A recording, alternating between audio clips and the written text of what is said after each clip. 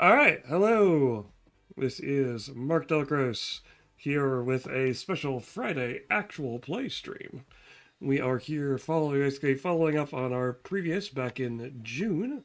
The players went through the first part of the Fallout the role playing game, quick start game um, campaign known as Machine Frequency. Now we're in a part two, so let's go ahead and bring everybody on and start showing stuff off rather than this starting soon screen. All right. There we go. Everyone is visible, and now everyone is audible too. Hello. Hey, A Hello, poor world. choice, Mark. A poor choice. it's always a risk I take when I click that unmute button, but I do have the ability to remute it in case of emergency. I have a button for that. Let's go ahead and before we start the game, let's go ahead and introduce our players.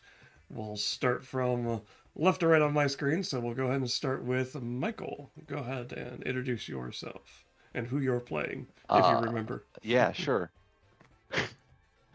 I'm Michael. I am part of the Lorelink team, and I will be playing Marvin, the killer death robot.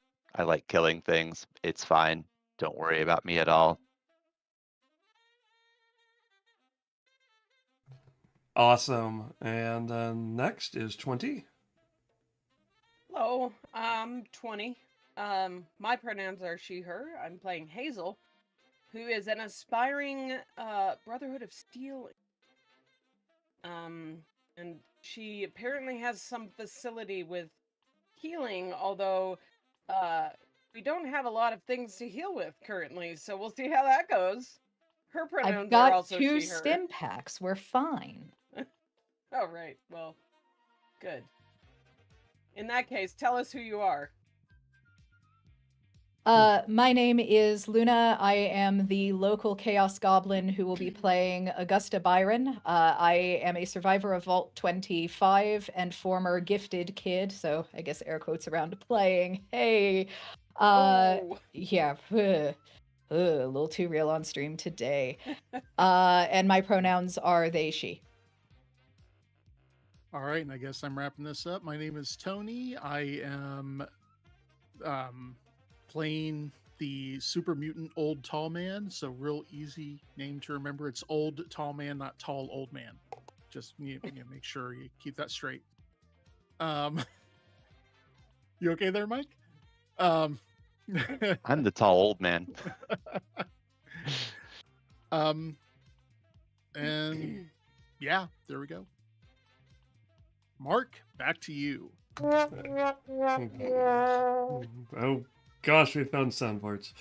All right, and I am Mark Delacroix, the Observer, as the game master is called in Fallout. So to do the quick and dirty, basically quick and dirty introductions, in terms of where we are. This basically Fallout is a world that takes place in the far future of the 1950s. It's kind of a retro future post-apocalyptic type situation if you haven't actually played the video games. So it's essentially the idea of what if the future of the 50s that video you saw in all those 50s things actually came true, and then got blown up because hey, nukes. Because that was also the other big worry of the 1950s. As such, it is it's very much a survival type of game, where moving through basically the irradiated wastes is something that can cause complications, can cause problems, and finding supplies can sometimes be difficult. This game uses Modifius's 2D20 system. The 2D20 system means this. Whenever I ask for a skill check, I will basically ask for a attribute and a skill. Usually it's the default attribute, basically the default attribute for that skill. Doesn't have to be. Basically, if there's a situation where something else basically feels better, we might do that for those who are playing. That is under your abilities on your character sheet. Your stats are on the left. Your skills are in the middle. And if you click on them, it'll pop up a thing basically telling you, giving you the default attribute for it, whatever your skill is for it. Whether or not it is a tagged skill, you can tell that by the check mark, meaning this is something your character specializes in. And the COMPL is the complication. That means what numbers do you get complications on. Default for that is 20. Because 20 is a complicated number in this game. As such, I may need to change that to white, the chat stream. Okay. But in any case, basically you can then see 1, 2, 3, 4. Okay, thank you. 1, 2, 3, 4, and 5 underneath that. That's the number of d20s you'll be rolling. 2 is the default because it is the 2d20 system.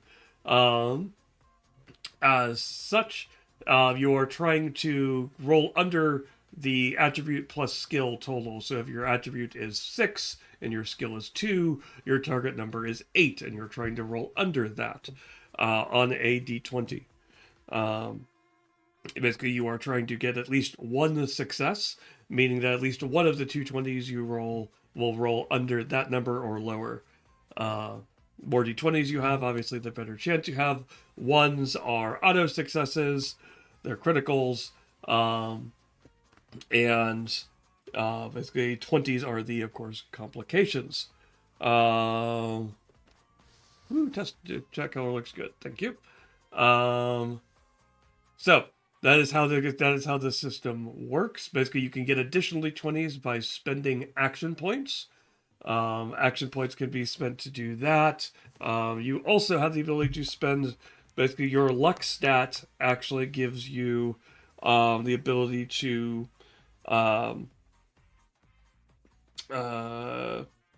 basically gives you luck points. Basically, that will be in the upper right corner, unless I don't believe you guys blew them all already, so basically, if you're at 0, you should be, basically, I would assume you haven't used any of them, so go ahead and put whatever your luck stat is.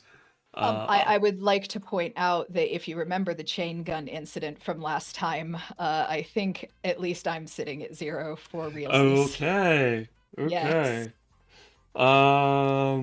So basically, so luck points can be used to either find exactly what you basically find something you're looking for. You can spend a luck point to be like, hey, there's got to be the key for this somewhere in this mess. I'm going to find just the thing I'm looking for, looking around in this. You can use your luck instead of your skill,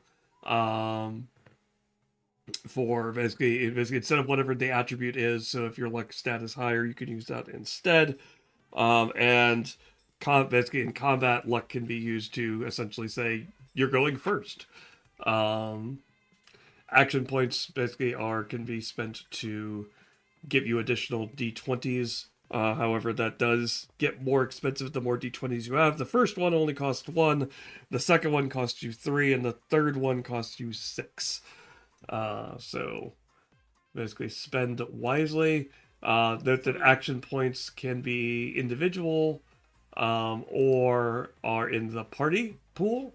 The party pool is in Forge in that lower right corner.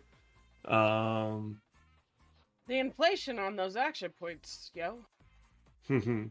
Yeah.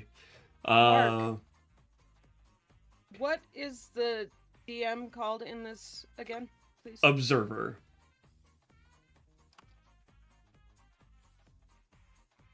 The Observer, okay. Not Overseer? Overseer, you're right, it's Overseer. The Overseer, like the poster in the upper right corner. The Overseer needs you. Homie, I've explored a lot of vaults in my time, and the Overseer does not have a good survival rate in these things, is all I'm saying. Yeah. Well, basically, hopefully I'll survive the stream. The Overseer's playing with the house's money, so... Okay. New Although Vegas. we're not going to New Vegas. All right, and last, to bring you up to speed of where we are story-wise, you guys were exploring the wastes when you came across a man in very cludged together power armor,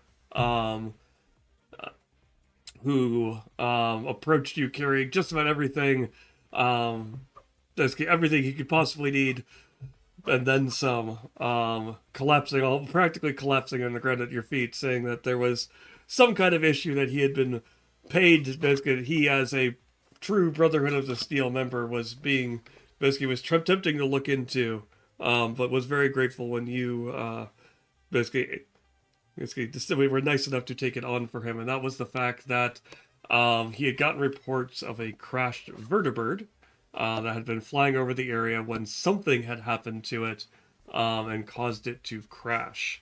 You went to explore the crash site, crossing through a destroyed, basically, interstate full of junked cars and trapped cars and rad roaches and other things. And he getting through that, you came to the vertibird crash site, discovering that the vertibird was under attack from a group of robots. This is a little bit unusual. Basically robots acting on their own, basically leftover robots, is not uncommon in the waste, but these seem to be much more coordinated than your average group of robots, leading people to conclude the fact that these were being controlled from somewhere. And indeed, Scribe Galen basically contacted you and basically stated the fact that he had, in fact, detected some kind of signal coming from a nearby town that seemed to be the location of where somebody was signal boosting their controlling robot control broadcast. And so if you could nip into that town and just take care of that, it'd be greatly appreciated. After having given what treatment you could to the survivor of the vertibird crash, scavenging what you could, that is where this adventure starts off. So you are basically currently at the crash site, or we can basically move you on your, if there's anything else you guys want to do before leaving. Otherwise, we will move you on your way to Did we loot? Yes. Last time, Okay. yes. I couldn't remember. Did we loot all the chain guns? If you wish to attempt to fiddle up a robot some more and try to detach a chain gun, I can let you make those rolls. No, you know what? I don't like your tone of voice. I'm ready to move on. Aww. He's setting you up. Never. The Overseer has our best interests at heart. What are you talking about?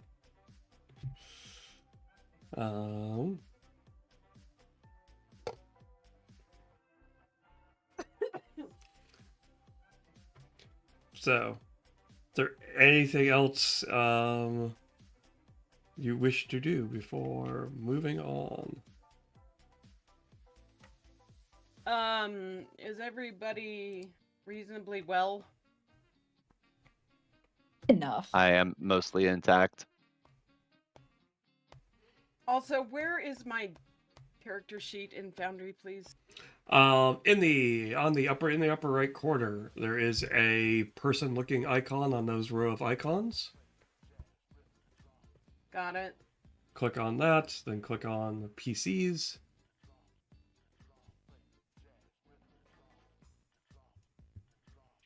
And you should be able to find your PC in there.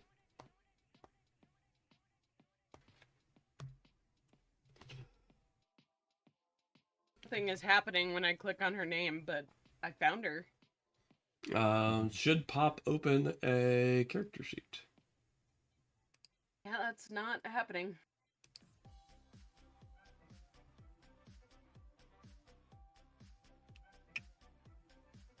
Oh, there we go. There Have you tried turning it off and back on again? Yep, you are I mean, I listed as being in can. control of Hazel. Configure ownership. All View players character are owner.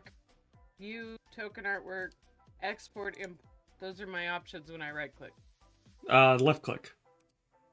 Left click is doing nothing.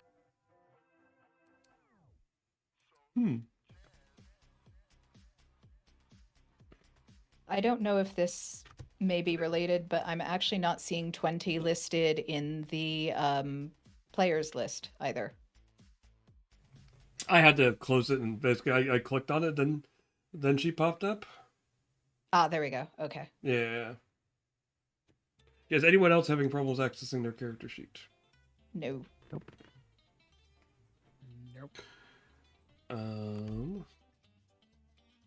Let me literally try Tony's suggestion. Let me just log out. And Okay. Back in.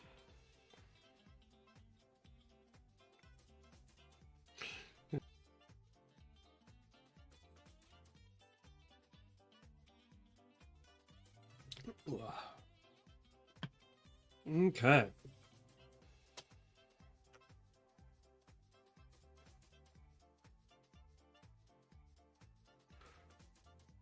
All right, so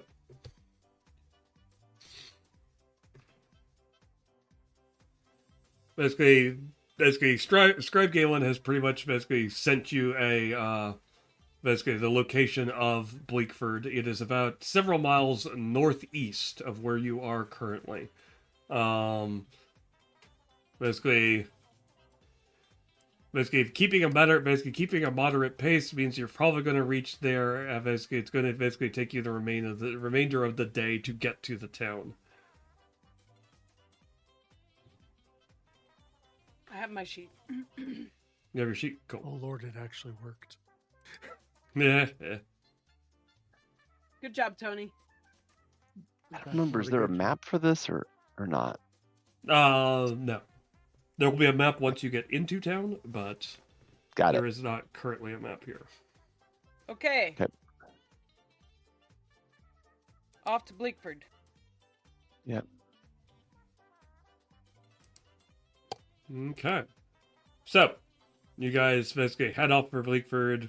Basically, terrain's not great.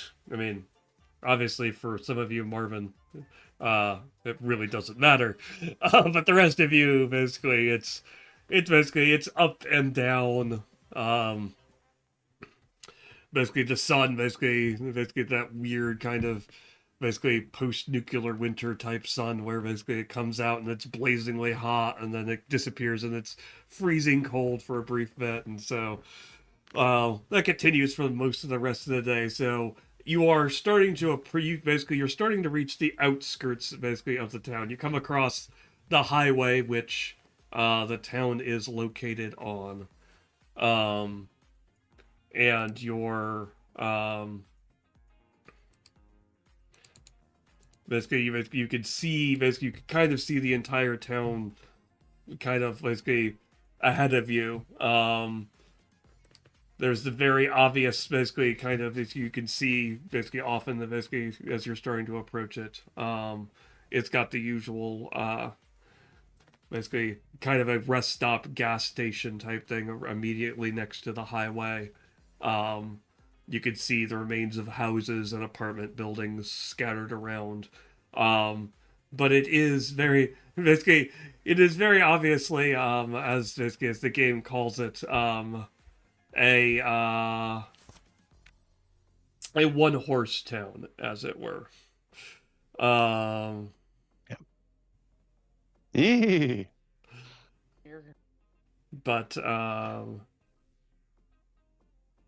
let's see here.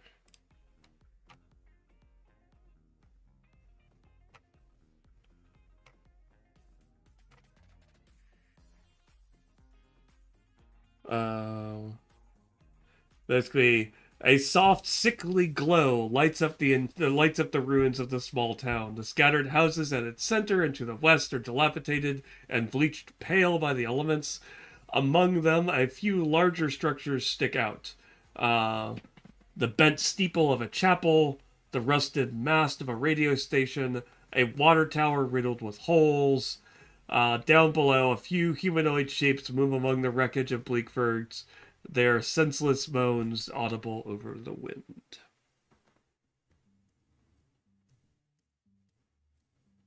Do the senseless moans mean anything to Yeah, that's a great to question. Hazel? I mean, basically, all of you have been in the waste long enough, basically, to recognize what are probably feral. Basically, you're probably looking at feral ghouls.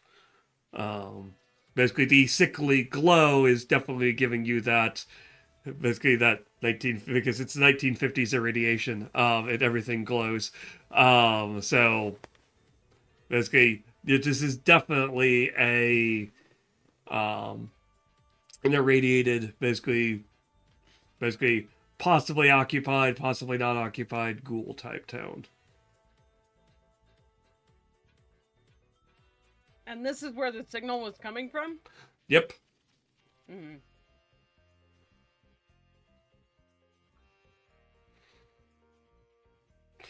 Basically, Hazel, that makes sense. Basically, Hazel and Augusta, you both agree that that makes sense because, basically, as long as your equipment's properly shielded, sticking it in the ghoul town means the fact that you don't have to worry about it.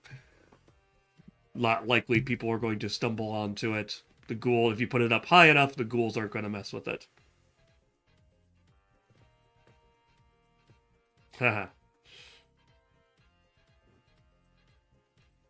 Okay. As a robot, do I have any special sensors for detecting where a signal may be coming from? Not enough to give you and basically narrowed down enough. Basically, Okay. like you're probably picking up on the faint outskirts of the signal being basically it's getting slightly louder, but that's just giving you this Perhaps, location. okay. Perhaps we should move around and triangulate.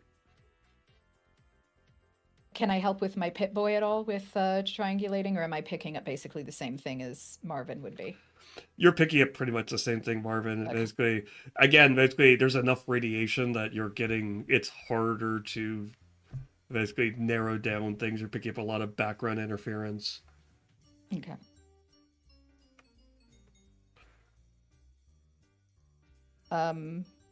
Maybe we should start checking the buildings and move forward. Okay. Yeah. For, let me start by saying that Hazel would have drawn her, laser gun walking into the town. All right. Just in case he's... Yeah. Basically, one thing we should deal with before we actually get into the town. You guys have been basically walking for a while, and so as such, you're going to need to deal with eating and drinking. Otherwise, you're going to drop a level on each of those.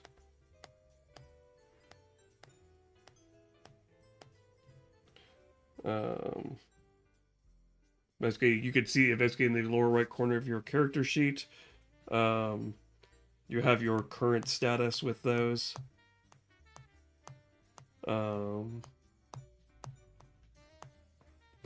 So, and you basically, all of you, I believe, are carrying various items that can deal with that. I'll go ahead and eat my rad roach meat. Okay. I don't think I actually have to eat anything. No, you probably don't because, well, yeah. Well, I've got some delicious iguana on a stick. Who doesn't? Just remember, if it's iguana on a stick, you're safe. If it's iguana bits, question everything. Yes. Fallout hot tip of the day.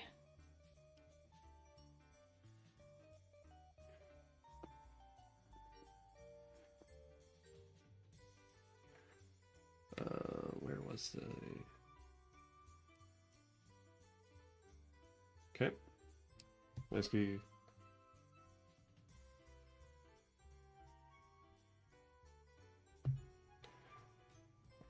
If anyone needs water, I can clean some water for you. Oh.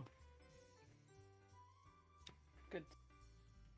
Do I have to have dirty water for you to clean it, Marvin? Yes.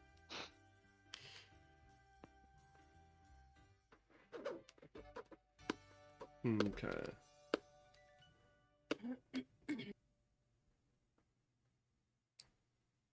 Does anyone not have food and or drink? I actually had no drink, so I dropped down to thirsty. Okay. Do we Number find 4. any dirty water around? Yeah, it's good to know that Marvin is capable of that. Yeah. Yeah. You did basically. Basically there are no puddles of it nearby. It hasn't rained here recently, so you're going to have to actually go into Search for it. town and search for it. Do we need to rest before we go searching? We've been walking all day. Basically, after 8 hours of rest, basically you were started off rested. After 8 hours, you become tired. After 8 hours of tired, you gain fatigue.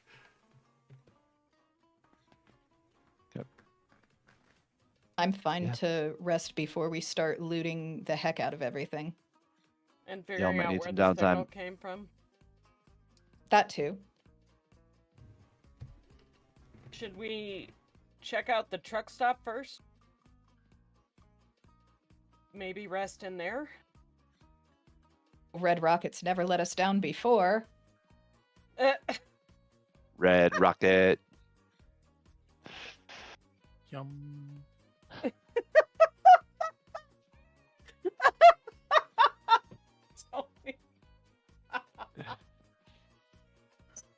Sorry, now I crave a Sure, let's go burger. in.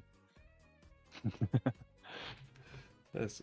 On the highway that leads from the southeast from the town, the Red Rocket station is in shambles. A shipping vehicle has rammed through the front doors before going critical, leaving the coolant area a scorched wreck. Of note, a billboard outside the station has the faded message, "Burn in hell, Slow Joe." Slow Joe, by the way, you passed coming into town. That is the kind of coffee stop donut place you passed going into town.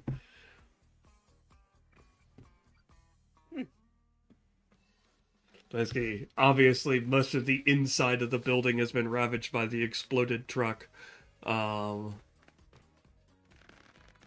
Basically, but if you want to dig through it, you can take a shot at trying to find something. Well, I'll I do. was hoping for shelter, and that is clearly not going to be the case. I mean, it still has a roof. It just there's not much out basically other than the burned. Basically, everything inside is burned too. Basically, it's been burnt and twisted. Yeah, it's It not still has a place of roof. safety. I'll still look around and see if I can find something to drink. Okay. All right. Basically, this is a group test with perception and survival. One person usually makes the roll. Everyone else assists. Okay. How basically assisting works is the fact that everyone else you roll 1d20 using your own attribute and skill. As long as the test leader gets at least one success, then everyone else adds their successes on their individual dice. Complications get added if you register roll 20s on those individual dice, though, as well. So, who all basically is assisting and who all is doing like guard duty or other things? I've only got 1 survival and 6 perception. I have survival and perception. I will help. I will help search. I normally do a good job keeping an eye out. Okay. I guess that means I should And- roll. So it's perception plus survival, yeah. So I would customize the attribute score for this. Mm-hmm. Okay. Assuming that it doesn't default to perception survival, yes. It does not. Yeah, survival is endurance normally. Endurance survival, yeah. Roll 2d6. There we go. Okay. You have gotten 1 success. Everyone else who is assisting, Contributed 1. you can roll and basically change the number of d20s you're rolling to 1. I absolutely lost. Where do I On check the abilities tab of the character sheet, that? Yeah. go down to where it says survival and click on that. On the Oh. attribute, it'll probably default to the wrong thing, so you probably want to change that to a 6 for your perception score. Well, it happens that they're the same, so I'm lucky there. Okay, perfect. Then click the 1 die, Got the it. number 1, and then click roll. Perfect. Dang. Solid. Fantastic. Let me just remind you that in the French education system, 20 is a perfect score. Haha. And survival, is survival tagged for you? For me? Yes. Yes. Ah, okay. That would explain why Nice. it shows up, basically why A2 counted as a critical for you. Nice. Alright. So, an old toeman was keeping watch. What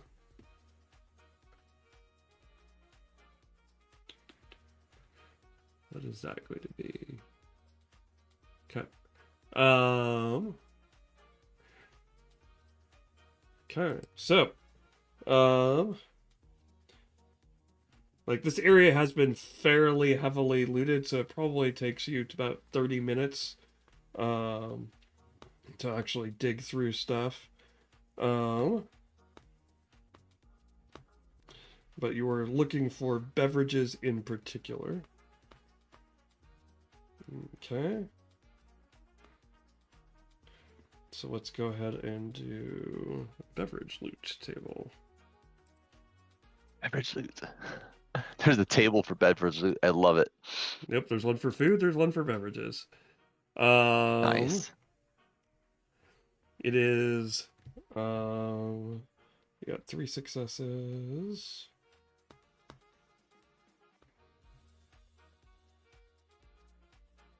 So that gives you... Sorry, I have to double check exactly how scavenging works in here. Difficulty was 2, so you had 1 additional success. Find the minimum number of items for that location when each item category is found. 0. Okay. Go ahead and give me... Basically, whoever wants to can give me a 2d20 roll. Basically, I just need the number. It is a...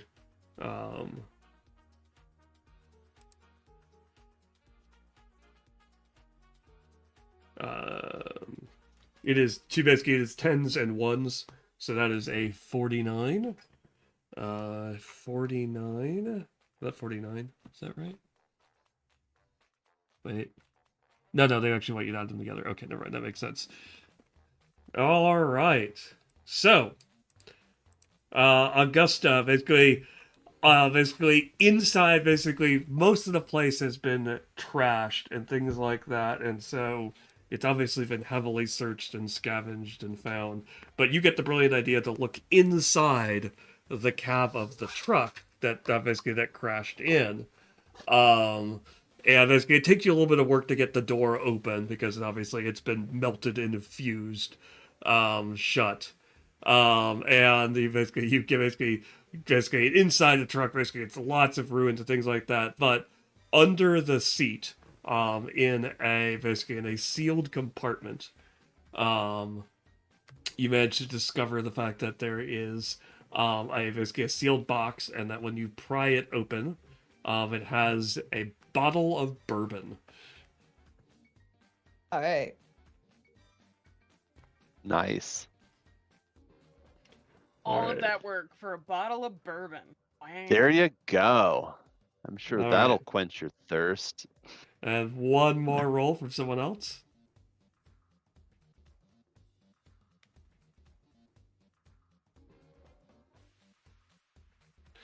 $32.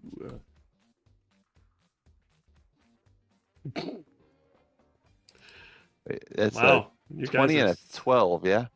Yeah, it's a 32. The 30 total is what I need. Okay, So, got it.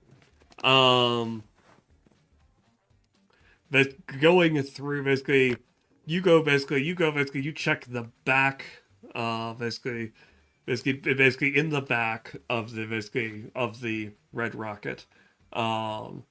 There are basically obviously trash cans and things like that. And basically, so you pop your head out and you look, and you notice that there's a stack of boxes, which have been stacked up by the door.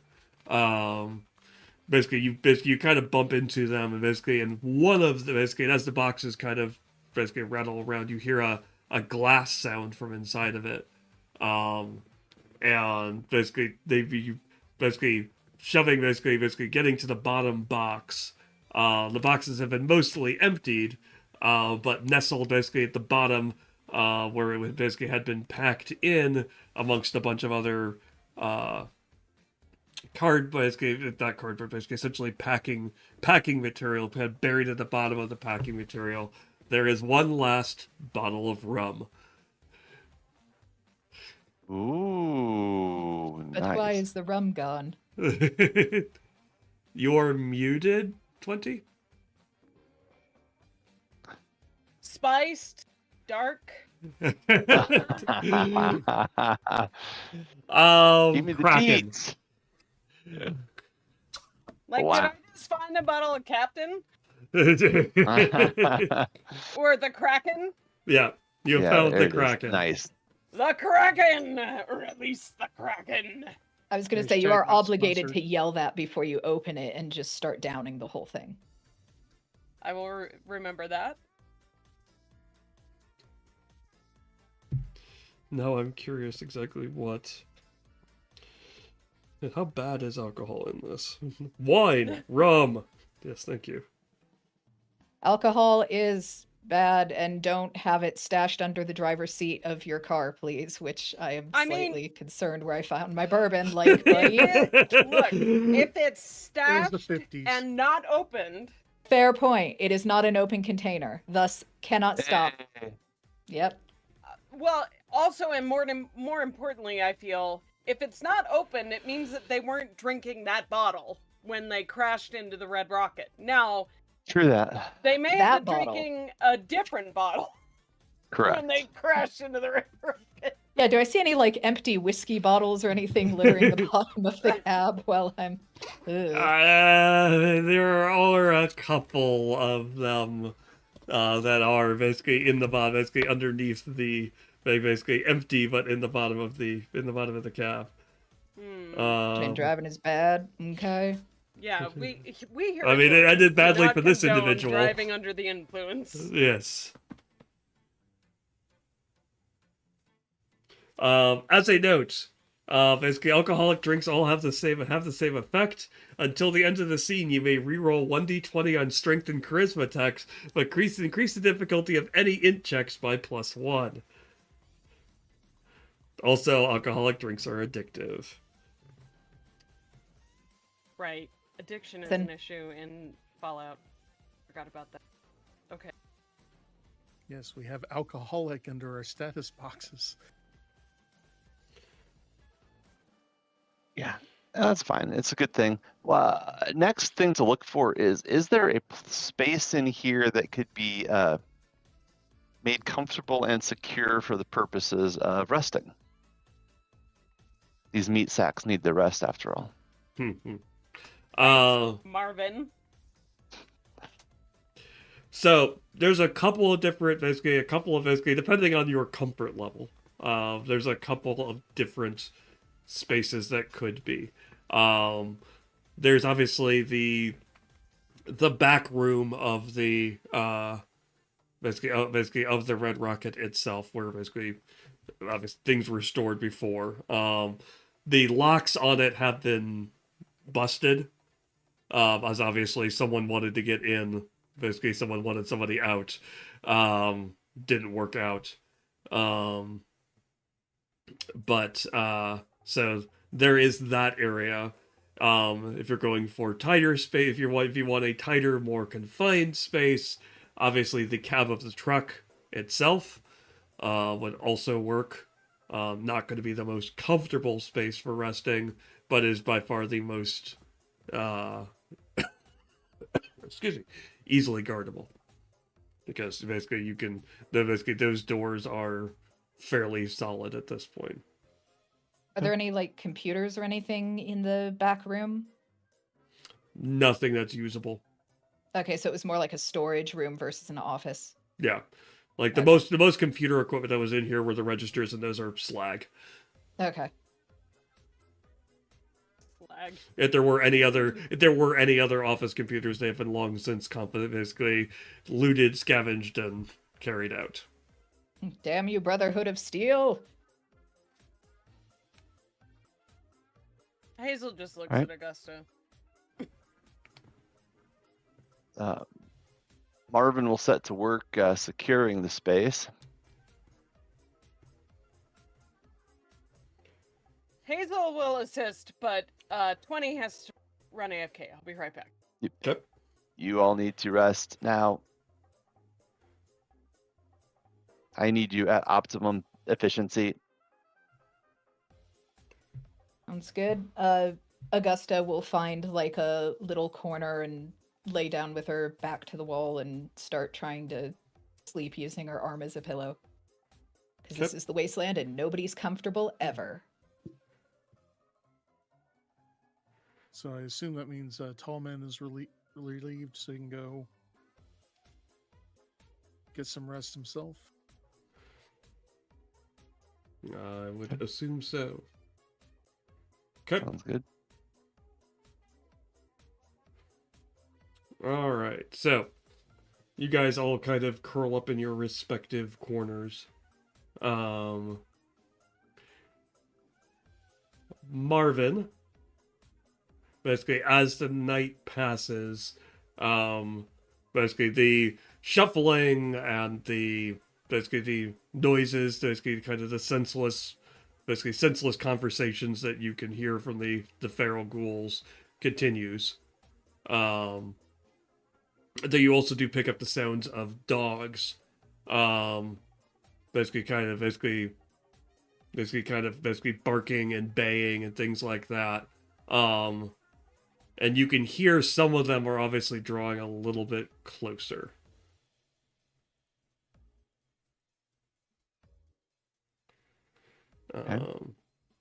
They obviously haven't necessarily found this point yet, but they're definitely there's a pack in the area.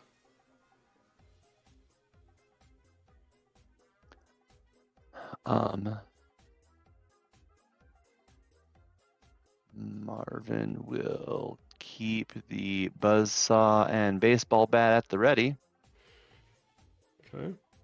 and listen carefully while everyone sleeps. Okay. The pack is basically kind of makes its way through basically down the road. Basically you can start to basically you can definitely, do you actually have any kind of night vision or anything like that, or is your senses just Don't seem to have anything specific there now. okay? Let me double check to make sure there's not something that didn't get transferred.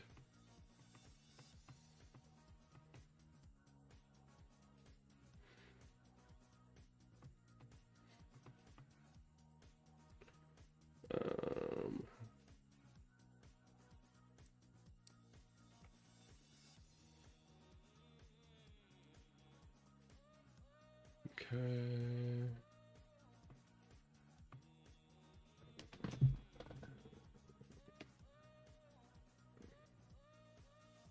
Okay, you reduce the difficulty of perception tests that rely on sight and smell by 1. Ah, okay.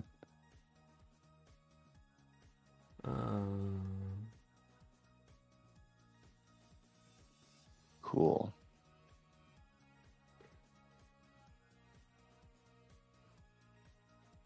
You cannot use cams or do benefit from food, drink, or rest, but you by jump propulsion hovering on the ground, not affected by difficult terrain. Okay. All right. So,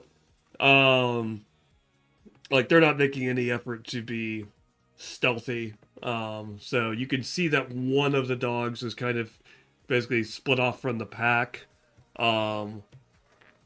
It is starting to kind of sniff its way. Obviously, it probably picked up on your guys' scent and is kind of starting to sniff this direction. Later. Okay. Where are you exactly? Basically, kind of positioned yourself on guard.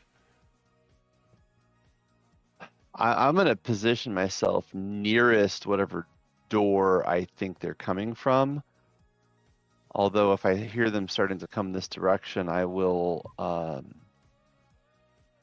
And who's more the tough in this group? Is it Tall Man or Hazel? More Tall Man. I think Tall man. Hazel's the tough, or Tall Man's the tough, Hazel's the crazy. Hey. Okay. Marvin will go over and gently poke Tallman. Hey, Tallman, we have company.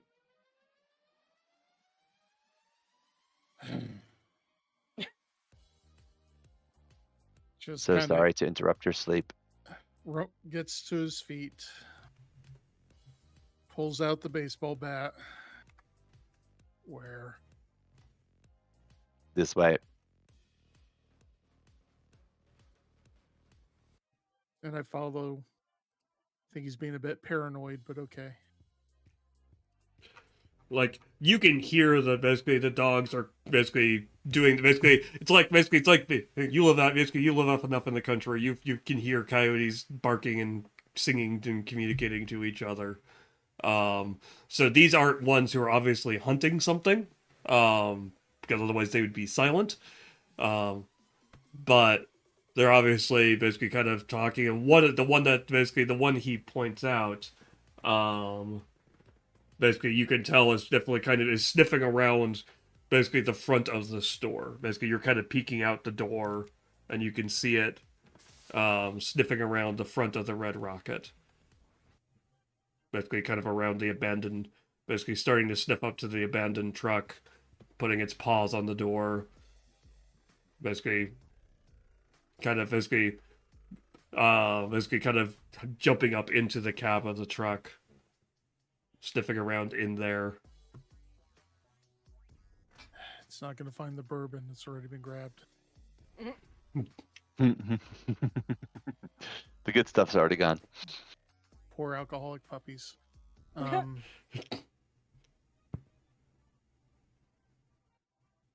Okay, I'm just going to keep myself between the rest of the group and it. Keep an eye on it. Okay. Really, really don't want to go,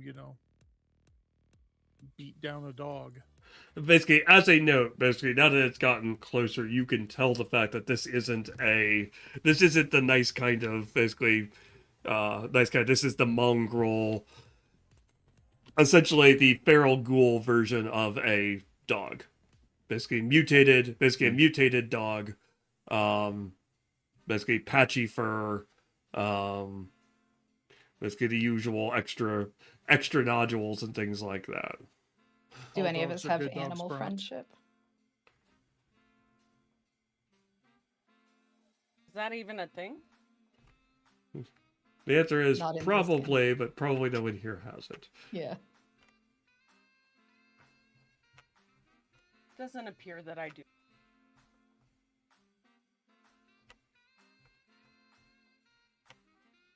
Okay. Go ahead and give me a survival intelligence roll, both at Marvin and Old Tall Man.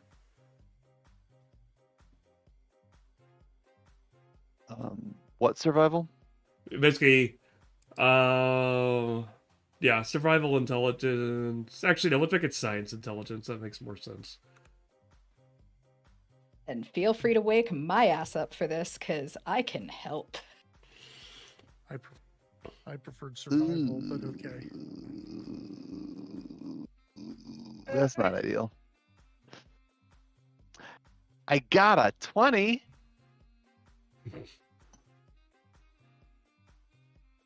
Okay. Complication. A complication. Fun. No successes and a complication. No That's not successes ideal. and the complication. Okay. Well, that's because you took me from the thing where I had, good bonuses and a tag Uh-huh. to 1. Well, okay. Like, basically, you're all kind of going, okay, that dog's going to probably head this way. Uh-huh. Marvin, you're basically, so you go, basically your programming routine, basically you're programmed to deal with the fact that you're like, hey, I don't know I don't know what the answer to this is. Basically, you draw a complete blank on this. But you do know that Augusta would know. And so, basically, your if-then logic reasoning immediately just jumps down through to, I should go wake Augusta. Because Yeah. obviously, you're a handy. Basically, if you can't figure something out, basically go find one of your masters who can.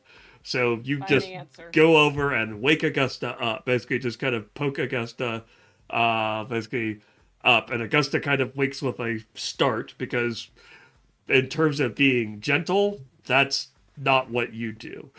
Nah. So there is a kind of a sharp kind of noise that comes from Augusta. Tall man, you can see that the dog kind of pops its head basically out of the cab of basically of the vehicle. Basically, obviously having heard that. Can I hear it? It is up to you. I will leave it up to you how heavy or light a sleeper Hazel is. If anybody is still sleeping heavily in the wasteland, like, what are you taking seriously? Right? That would probably A be an vault dweller sleep. might, just because they're used to basically Safety. they're Right. used to having Safety. actually the idea of being able to sleep soundly.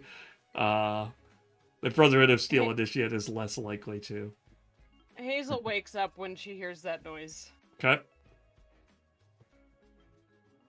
What am I rolling, buddy? Science and int? Science and int? I mean, Marvin, you get to describe basically how you basically. So, Tallman, you see that the dog is basically taken an interest in it. Basically, Marvin, basically you can communicate to Augusta. Pack of angry mutts have found us. They're that way. Bit, what up? That's my tag skill. I've got a 9 in intellect, and I've got 3 points in science. So, damn,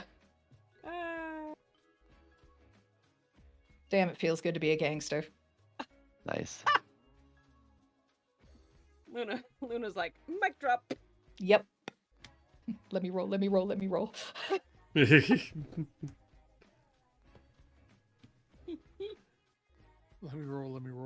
20! Yeah, right? Yeah. The one time I roll a 20. Okay. 2 successes. So you know that basically mongrel dogs are both feral. Basically, they are feral and aggressive. Meaning feral means the fact that they are driven by instinct. Meaning the fact that they basically, if they sense, basically they've basically given something that they detect, they will go towards it.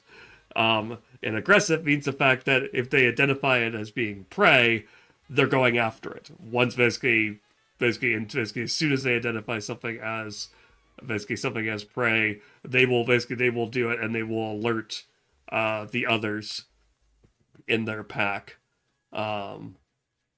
basically to it. So what if, hear me out, Oh boy. hear me out.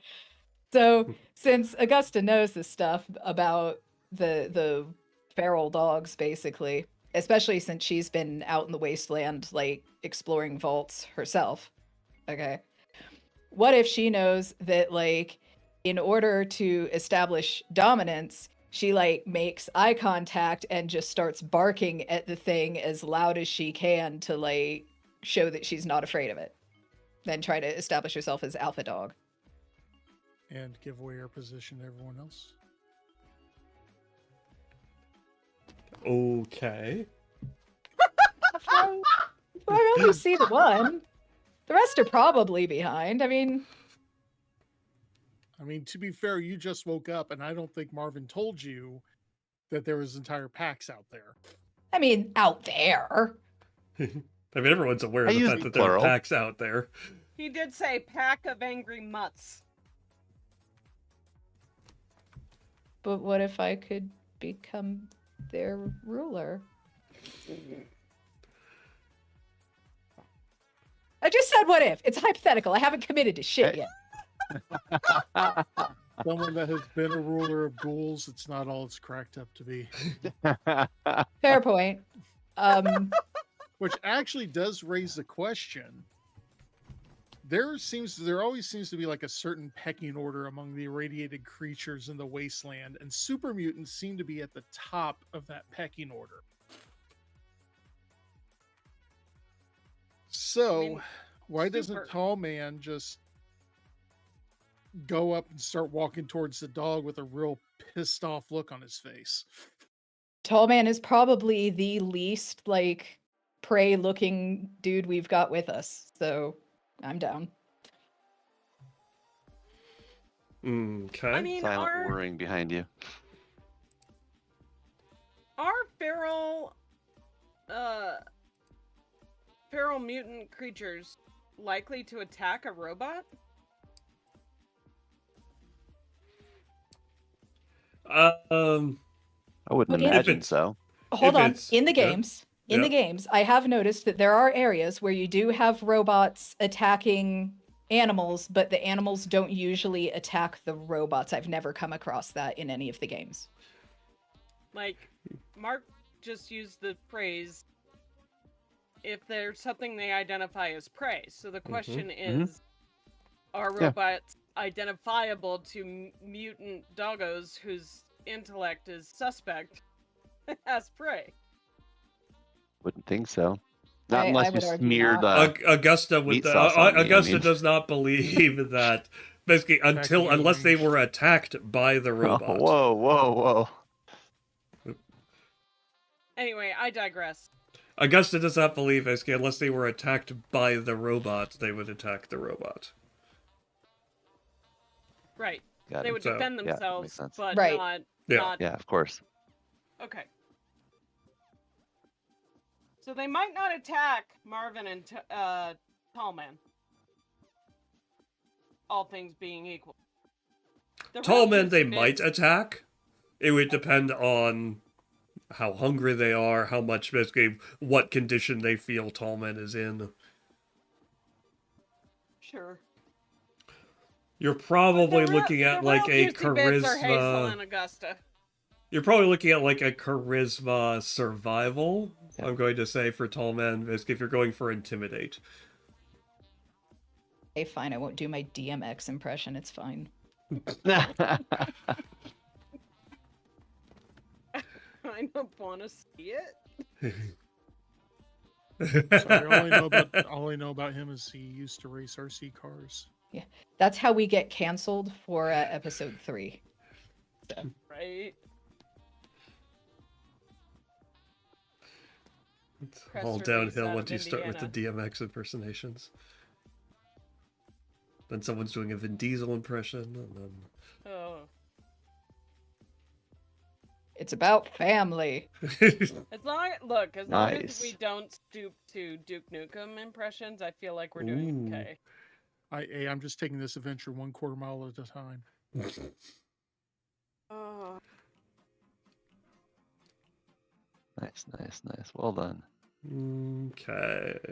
So, basically, so what you know, basically, there is a chance that Old Tallman could intimidate them.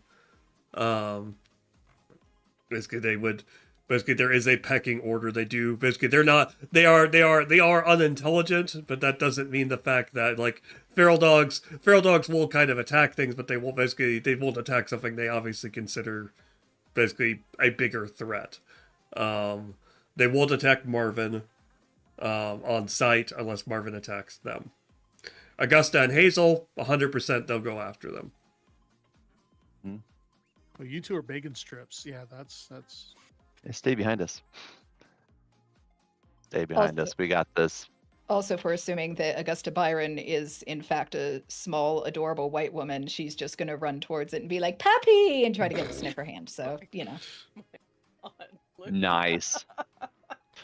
It's okay. Of course she is. All we gotta do is flip it over and rub its belly. They love it. Just watch. Just stay back and enjoy your pumpkin spice, okay? Wow. Hey, I enjoy pumpkin spice. So, how are you approaching this? I thought I already vocalized how I was approaching this. You did. Sorry. Yep. You're just going out there and trying to be the biggest, baddest super mutant around. Pretty much, yeah. Okay. Marvin, what are you doing? I'm going to follow right behind Tallman. Okay. Hazel and Augusta? Hide.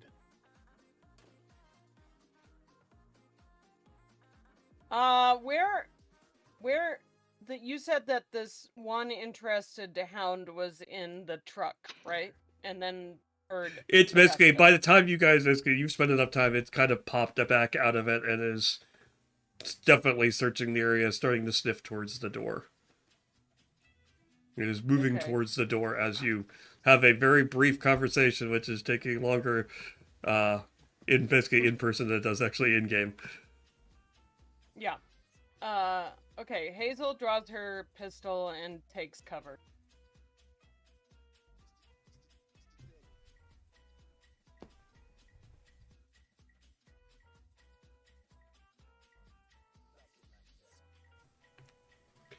Okay. Augusta? Augusta is hanging back and has a hand on her energy weapon. Or no, excuse me, she doesn't have an energy weapon. She has a 10mm pistol. Okay. Ready to go. Very nice.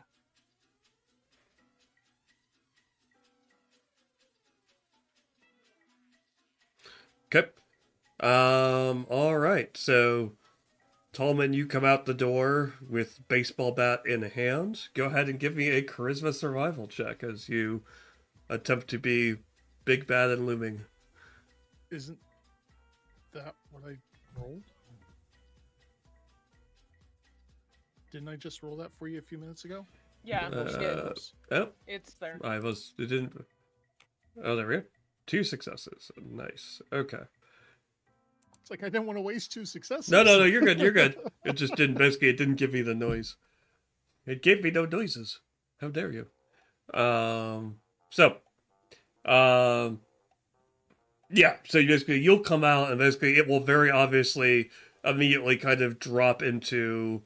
Basically, it'll definitely freeze, give you a basically kind of stare at you for a bit, and then slowly, as you keep moving forward, making eye contact, it'll kind of slowly back up, whimpering a little bit.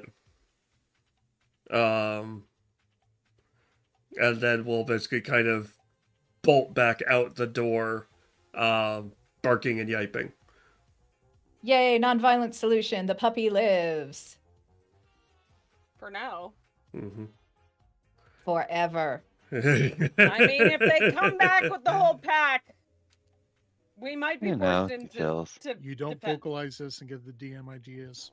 Look, No, I no, say no, we no, no. could we can You're stop our right. adventure right here. We can open a dog rescue. I'm just saying.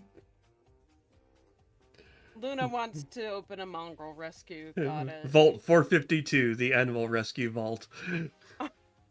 Ooh, One wonders how Vault Tech would have perverted that. One doesn't have to wonder too long. I have an answer, but I'm going to shut the hell up about it because we've got limited time and go Yep. forward, my children. All right, so the rest of the night will the pack will move on. You'll continue to hear them barking and yapping from the distance, but for the most part, they'll move on. So morning will come. Basically, you guys can all bring yourselves back up to rested.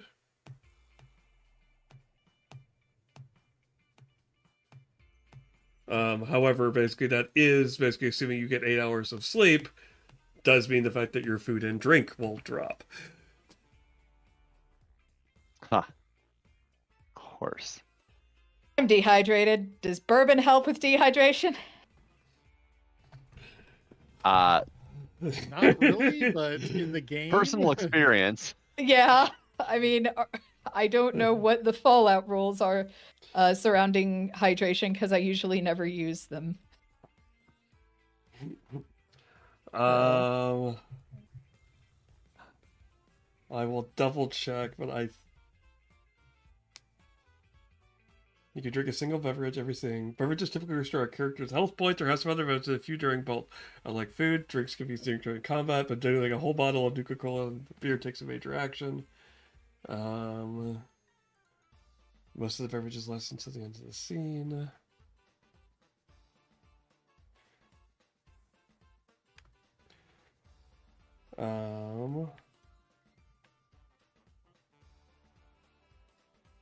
Drinking something moves you back up one step. 2 if you it's 2 if you drink purified water, 1 Okay. if you drink something. So yes, drinking Hooray. bourbon will bring you up a step, but you then take the consequences of drinking alcohol. I'm gonna pull a Kesha and wake up, brush my teeth with a bottle of Jack here. Wow.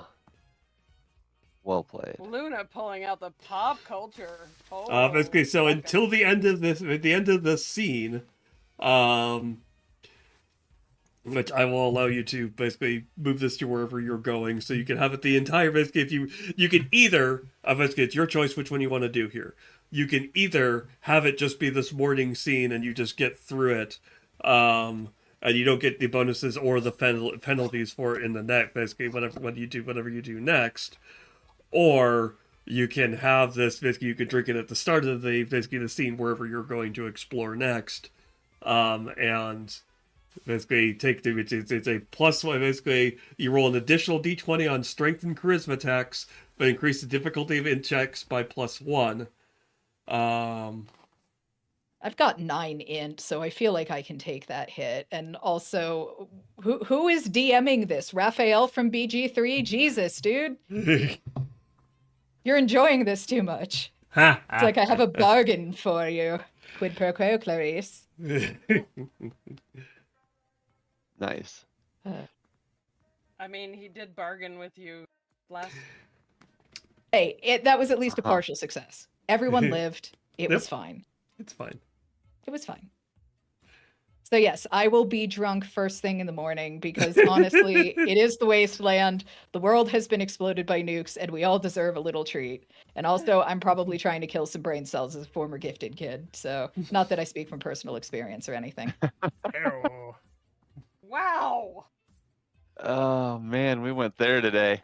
Too early. We are there. And that was the bourbon. All right. It's a reroll 1d20 20 on endurance checks. tests. Okay. Yep. Basically, basically, so you also get that in addition to rolling, being able to reroll 1d20 on strength and charisma.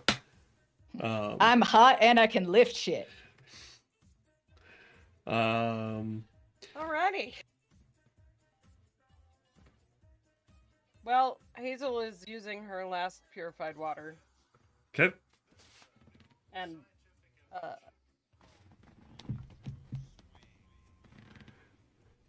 Okay.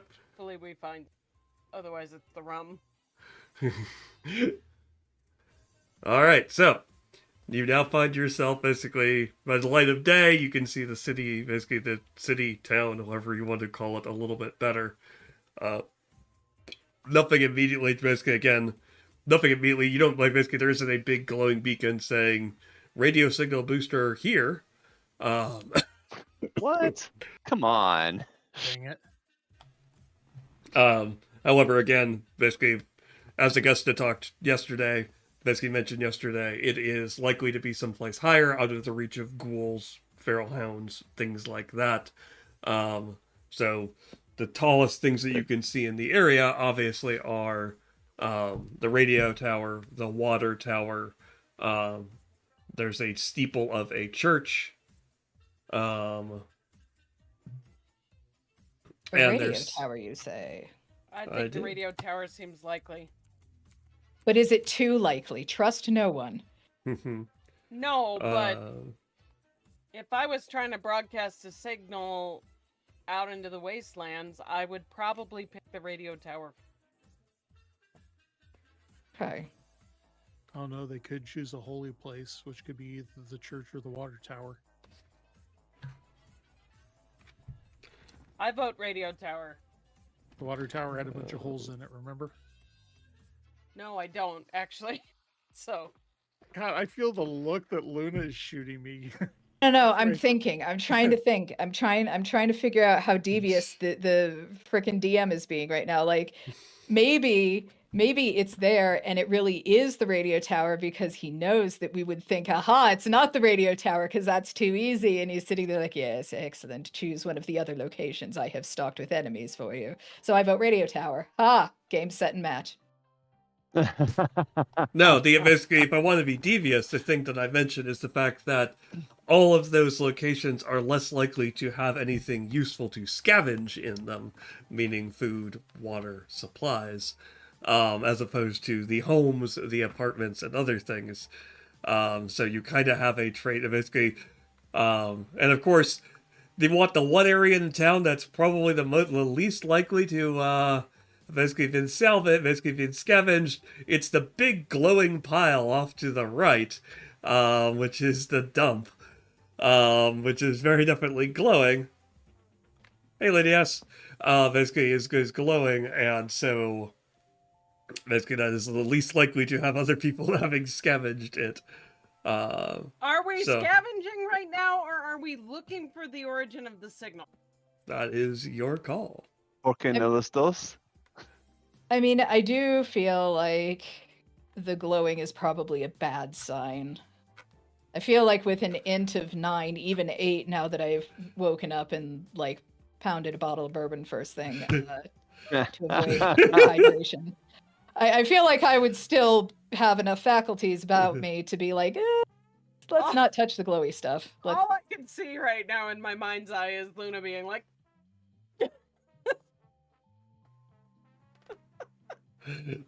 I Anyway. say we are responsible adults and we go looking for the signal, kick rocks. we blah, can blah, blah. loot afterward. Okay. Deal with the threat, then you can loot in peace. If we're Battle loot, playing let's go. multiple days instead of just hours, then I'd say well, let's go ahead and loot. But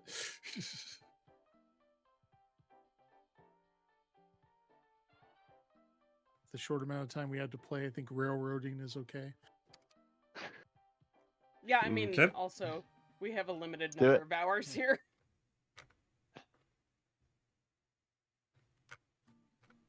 Even though I do think I'd be fine in the big glowy area, but you know. Well, the robot is obviously the most fine in the glowy area. Robot does not take radiation damage. Just powers me up. What is Marvin's power source? I have a nuclear reactor for a heart. Yeah, if he's a Mr. Handy, he'll have a little reactor. Yeah. Huh. Okay. Adding to my Fallout knowledge here. Carrying an All right. unlicensed nuclear accelerator on his back. Okay. So where are you For the going to the record- radio? Yep. Hazel is walking through the city with her laser pistol drawn.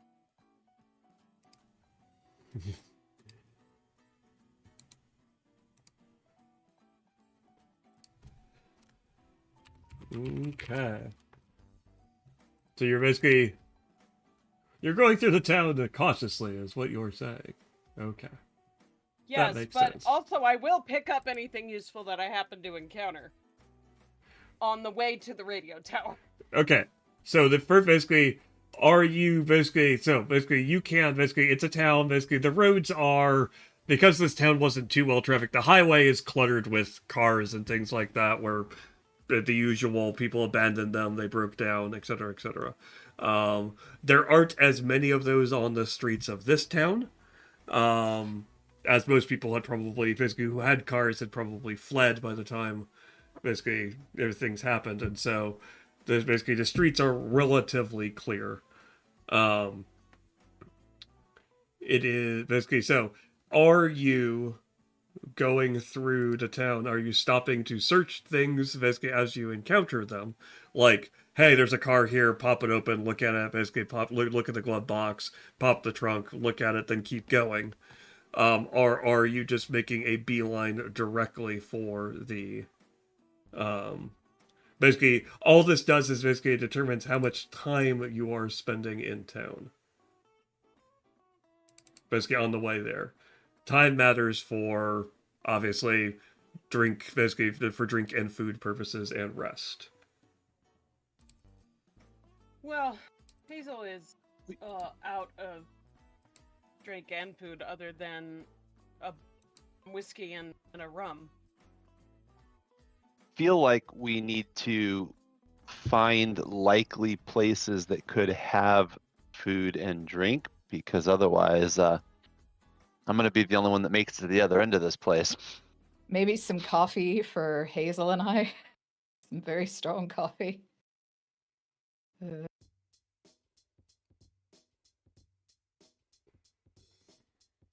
Yeah, I'm looking at my beverages. All I got left is one bourbon, one scotch, and one beer. Tony. Sorry. No, I'm not. No, I was going to say no, you aren't. For the record, chat, we have figured out that 20 is the adultiest adult. Oops.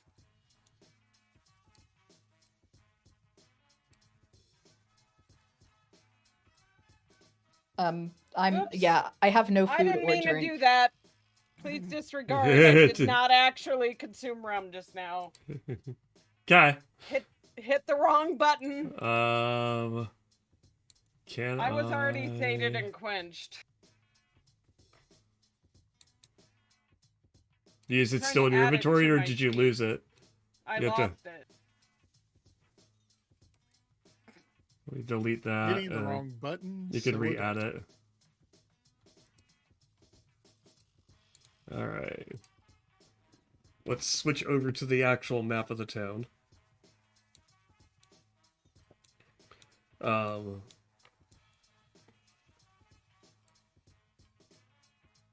So you can't see anything because there's no lights, sure.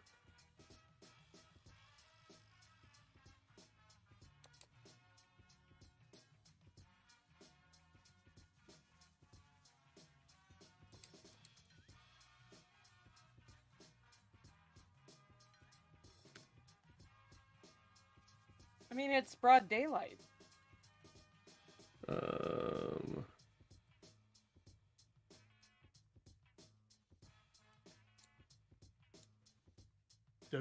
WKAK radio.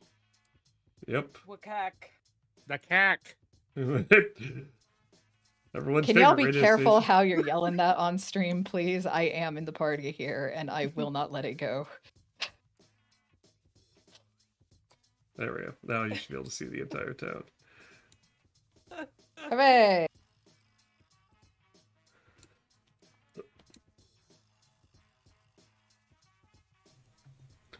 Okay. What did I Oh So- my god, iced coffee. We're going to the iced coffee. We have to Don't- go get iced coffee. Donut shop. Yes. So, basically, so the radio station is down the road. The apartments are around the corner, and across the street, essentially, is the Slocum's Joe's Donuts, basically, of the Heck yeah. Burn in Hell, basically Slocum Joe. Yeah, let's hit that. Is there pumpkin spice in the wasteland? Of course, there is. One. No, Wow. actually, basically, the answer is in this more modern version of it. Yes, basically, according to 1950s logic, no. The pumpkin spice didn't get invented until the 2000s. Wait. I mean, pumpkin spices were a thing before that. Yes. Nuka-Cola pumpkin spice edition. Let's go. Oh God, no! Dun dun dun dun dun. I could just imagine Nuka-Cola would do what Coke is doing. Like, who needed Oreo flavored Coke? It was Anyway, okay. Which Wasn't great. which icon is mine? They do not have labels on them, do they? Oh, okay. I'm not the only Oh. one not seeing labels. Great.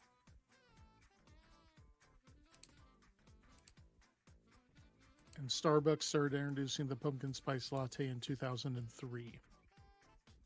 Man. Wait, the PSL is over 20 years old.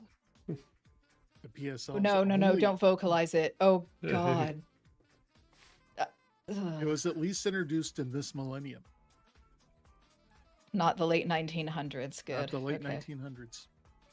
The late 1900s. I veto that phrase. You can keep vetoing. I'm gonna keep using it.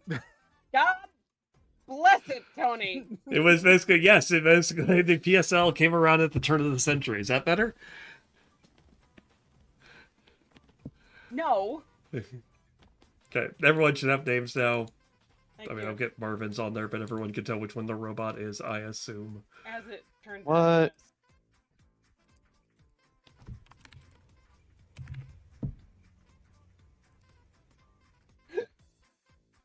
There we go. Okay. So, Yes. Slow Joes can burn in hell, but I guess we're going there first. okay. The pumpkin spice must flow. Yeah, exactly.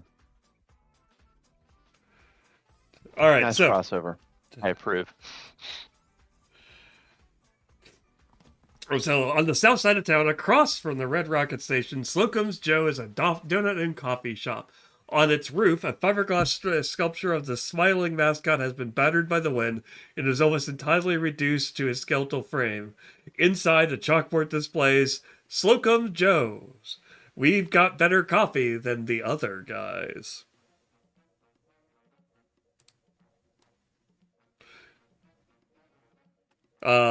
This one is basically, again, it does appear to have basically, like most things in this town that are obvious and out. Basically, it looks like it has been searched over. However, there is at least there is basically you can tell that there's a chance of stuff being in here, as opposed to the basically the burned remains of the Red Rocket. So, do you wish to spend time searching in here? Coffee. Yes. Spend some time. Absolutely. Okay. So, basically, it's going to be a similar test as before. It's going to be a perception plus survival. One person is dedicated as the main. Anyone else who is assisting, who is not on, therefore on watch, can also roll perception plus survival. to add to the roll. Note that again, basically, well, you're rolling 1d20 I if will you are aid. assisting. I have it tagged, so I will aid. I will also aid. I guess I'm keeping watch again. That's your call. Okay. Gondor I calls mean, you for have aid. you have it tagged, so you searching has a chance of adding 2 successes more easily than others. So we don't need to keep watch. It's overrated. Okay. If we get attacked, it's on the robot. I think it needs to be more paranoid. Coffee. success. How can I be paranoid? I do not have emotions. There's always something out to get you out here anyway. Paranoia makes no sense. Yes, Tallman providing the coffee for us all, and maybe donuts.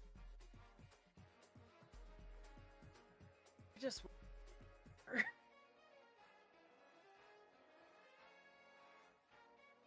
although my mug is sadly wood coffee right now. All right, so Yeah, who my is Quantum's primary? almost empty. Because I've got two people rolled twice. Oh, I said I would roll, but Yeah, then you said Take Tallman Tallman's has first. it tagged, Okay. so I'm okay being support. Okay.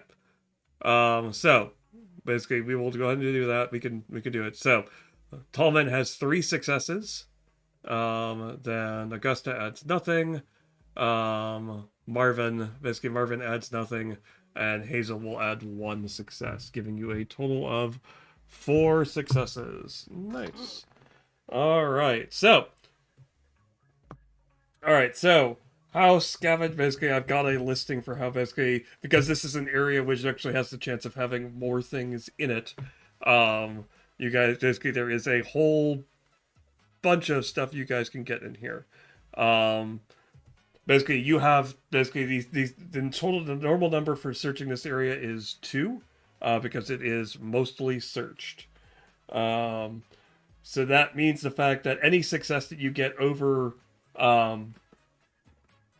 basically over that number gives you action points. So you get 2 more action points. So you have a total of 5 action points. So 1 second, I need to double check to make sure I'm saying this correctly. I believe I am.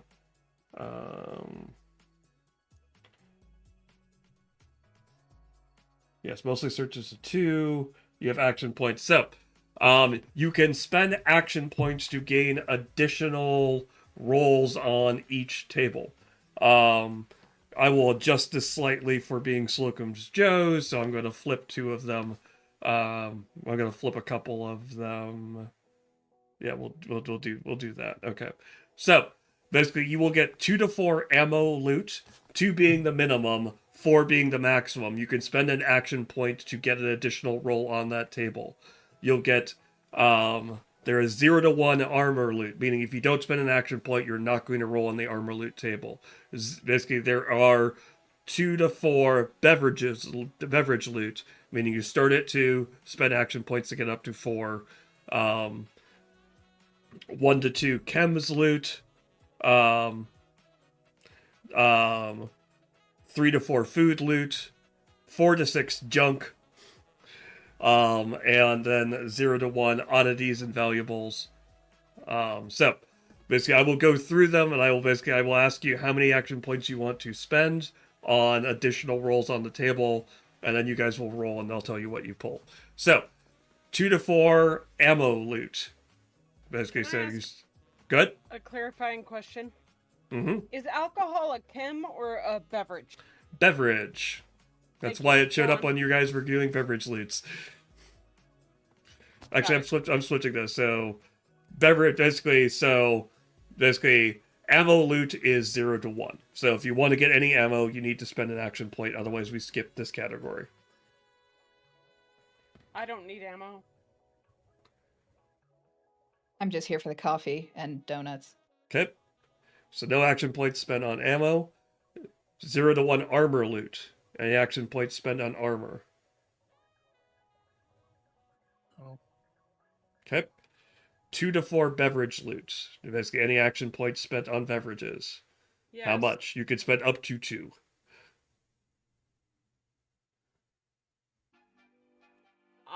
So we get to begin You get with. 2 minimum. You could spend 2 action points to get 2 more. I would like to spend at least 1 action point. Yeah. Okay. Anyone else? Okay. Cool.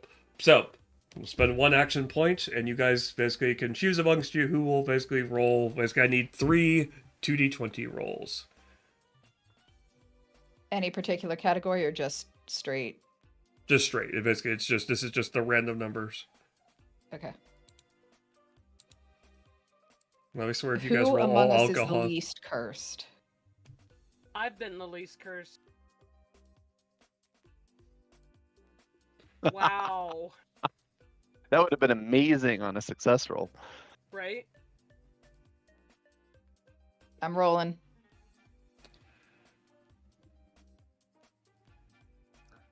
If I can remember how to roll, which I can now, it's fine. All right, Yeah, there we go. lots of coffee. Boom.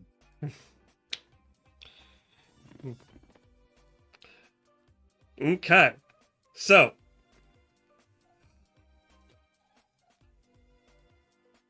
What is with you guys? Ow. Marvin, reroll, please. That bad? Would have been an Not, amazing roll. it's What are you not talking bad. about? It's just roll again.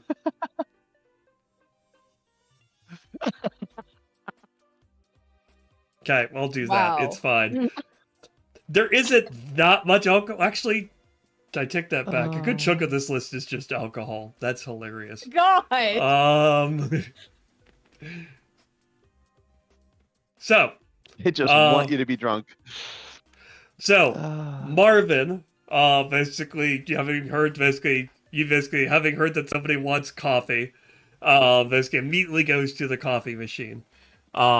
You pop that open, and it is full of nasty, dirty, brackish water.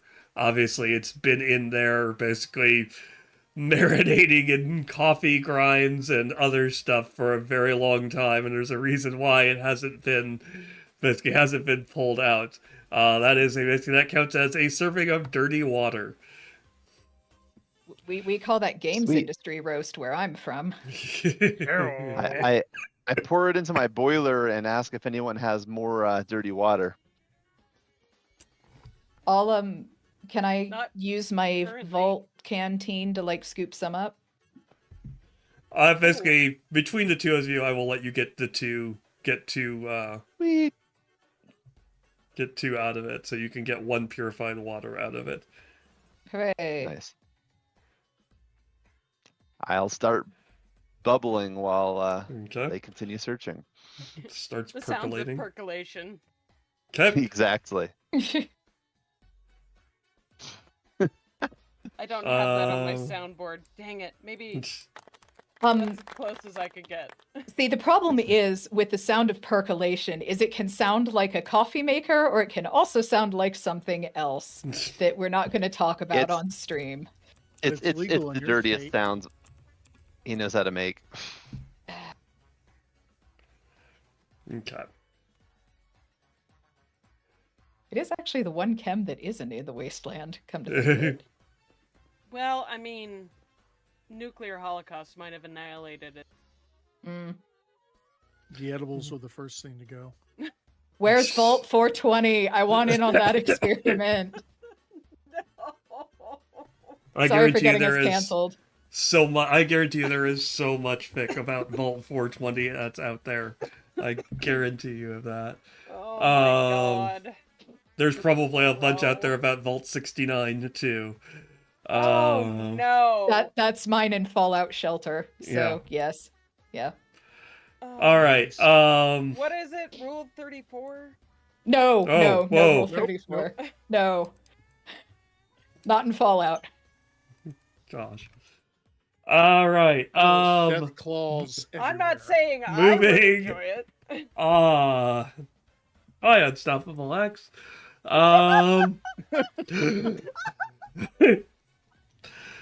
So, moving on to basically, so while you're doing that, basically Hazel, um, you're rooting through basically one of the basically essentially it's the um basically it's the cooler by the counter. Oh, Basically going through all of that. Basically, it's full of basically at this point it's been full of trash and debris and things like that. It looks like it's mostly empty.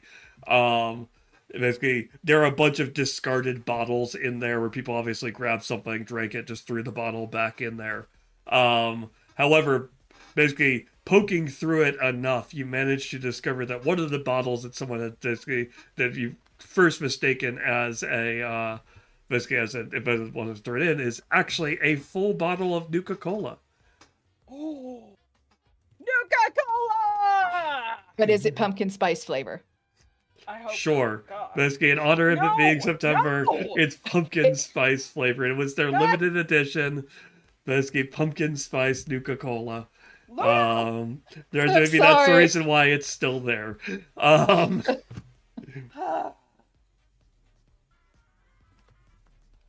Thank you.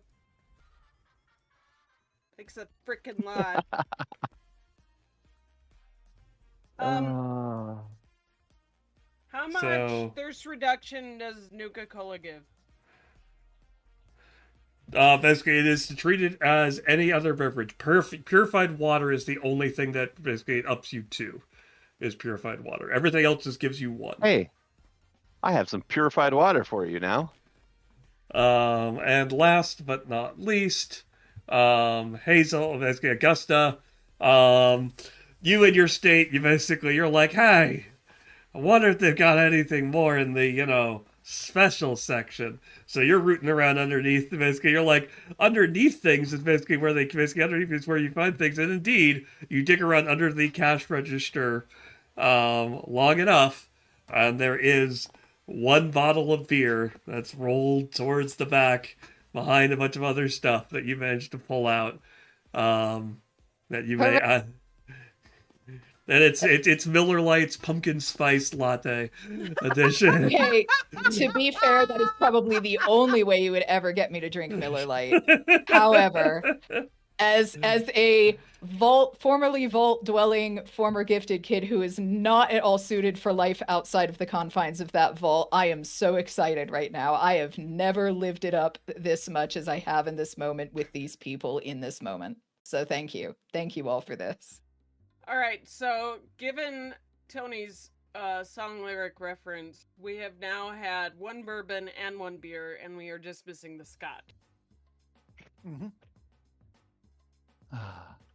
Do we get like extra luck points if we find scotch at some point, like for getting the 3? I would basically if you manage to complete the full set on random rolls. Yes, I will give whoever rolls the last one back at least we'll give you 2 luck points. All right. All right, so that was beverages. Next up is clothing, 2 to 4. Any action points spent on clothing?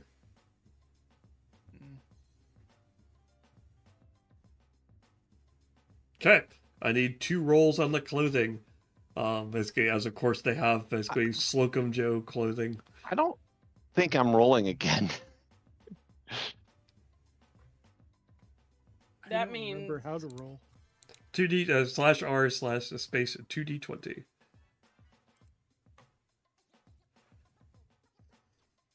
Luna, you want it or should I? Nah, you go for it. I don't need a pretty hat.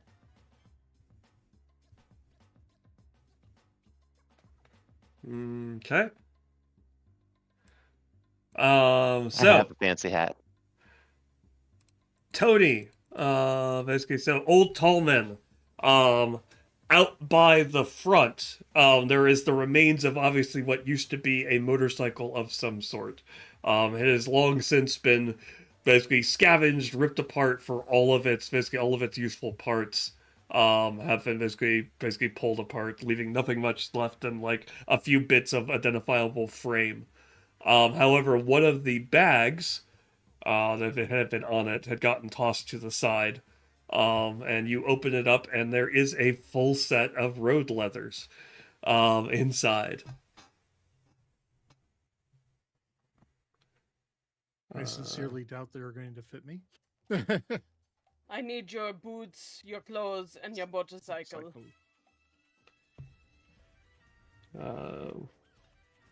Road leathers are physical resistance 1, energy resistance 1, radiation resistance 0, and they cover the arms, the legs, and the torso. Can we please have an old tall man Terminator? Can they please fit him? Yeah, they can fit him if he wants. Basically, they do not specify that that super mutants are unable to fit normal clothing. Okay. It just I looks do a have to little make up for silly. continuing to say the late 1900s. I'll do this for 20. Ha! Come with me if you want to live. That was such.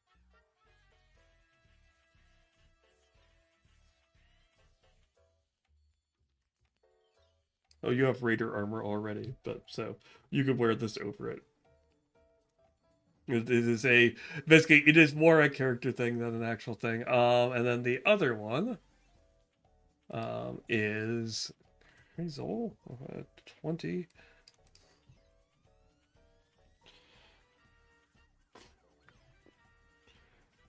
What is that supposed to be? Ah, okay.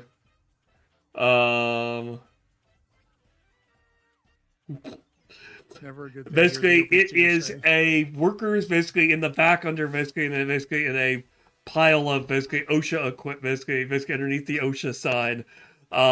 There is a workers safety harness. Basically it is generally repurposed to serve as a mount for pieces of armor. It's also common amongst Raider who tends to wear the harness without a shirt underneath. Because hey, YMCA survived the post-apocalypse. Hey, there's no need to feel down.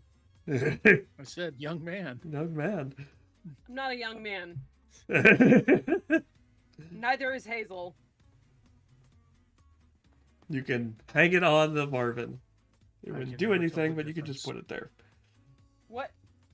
So does this go under armor or clothing? It goes under clothing. It does not provide any real armor. It is mostly there so that basically if you are wearing, basically if you want to piece together armor, you can use it to piece together armor and put it on. So like if you're wearing one set of armor and a different set of armor, you can attach it all correctly. All right, so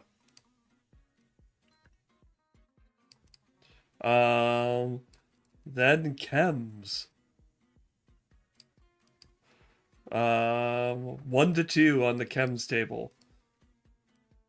You should probably put at least 1 point into it. Hopefully we could get a Well, basically it back starts at instead of- 1, so you can get 2. You get up to 2. I don't think Augusta has like world smarts to roll on this table. I think this is bad.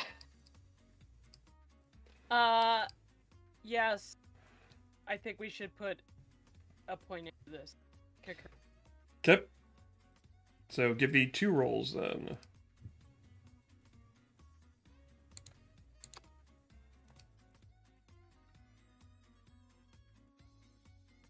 Okay. I see an 18. That's 1 roll.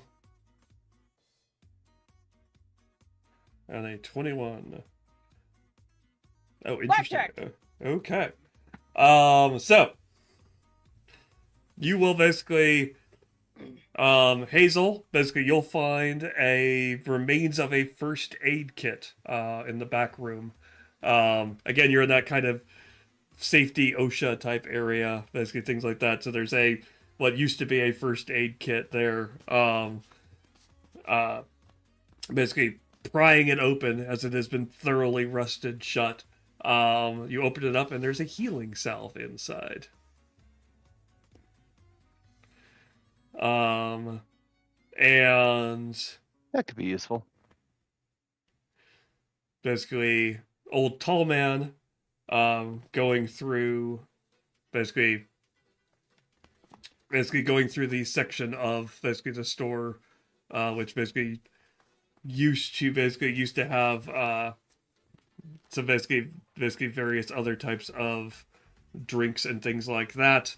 There is a bottle of water that had been kind of left there. Obviously, it's been irradiated and things like that since then. So this counts as dirty water. What effect does the healing salve have when it is? Healing salves are.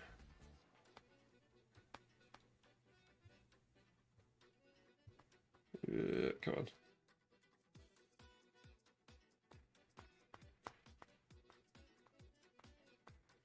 Yep. Like I listed all these things and then I didn't. I was like they're right there in Lorelink. You could see the fact that I've been using those tables. I it's added been- the dirty water to my sheet. Healing salves heals 2 hit points. Healing salve can be used in one of 2 ways. It can be applied using the Take Chem minor action, healing 2 hit points immediately, or if applied as part of a first aid action, you add +2 to the number of HP healed overall. So basically, if you Say that again. if you just slap them on there, basically it gives you 2 hit points, and you can do it as a minor action in combat. And you can just be like, slap it onto a wound, get 2 hit points. If someone who knows what they're doing is using it, it adds +2 to the number of hit points they would normally heal. So it would be 4? However, basically the first aid gives you a roll. Oh. It adds 2 to that roll.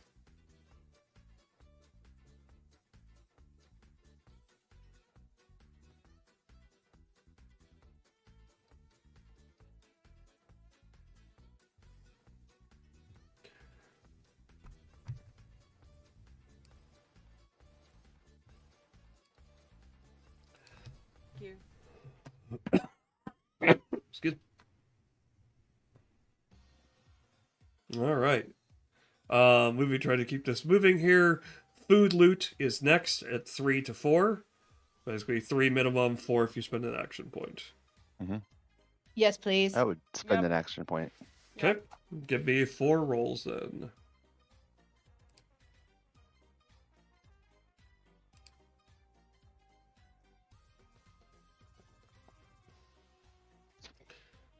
Four nice large rolls there. Yeah. Some well good-ass done. rolls. 23, 28, 31, Yay, and 25. dice! Okay. Just to speed this up. Basically, Hazel will find gumdrops.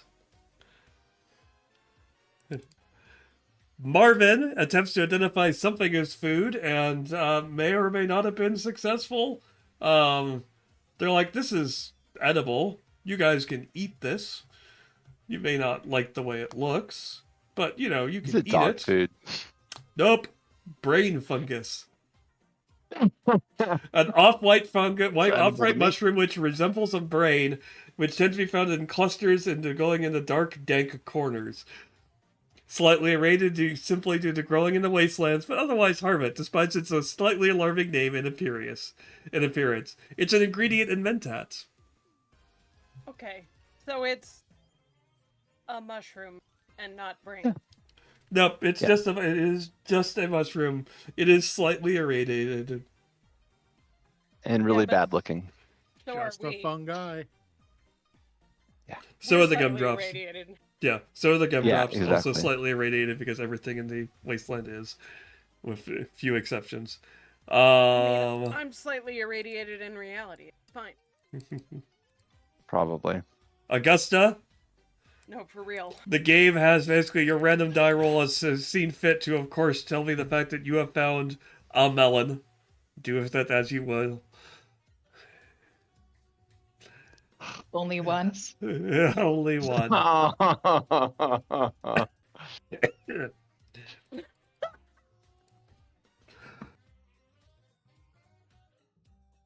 I didn't do it this time. Sausage, sausage, sausage. Come on. And last but not least, Old Tallman manages to find underneath a shelf, basically shoved underneath, basically shoved up, basically further back, a can of basically pumpkin spice latte flavored potato chips. Pumpkin spice Pringles? Yep. The So might I Ruined assume it those for would be- everyone. Hooray. Those would be potato crisps. Those would be potato crisps, yes.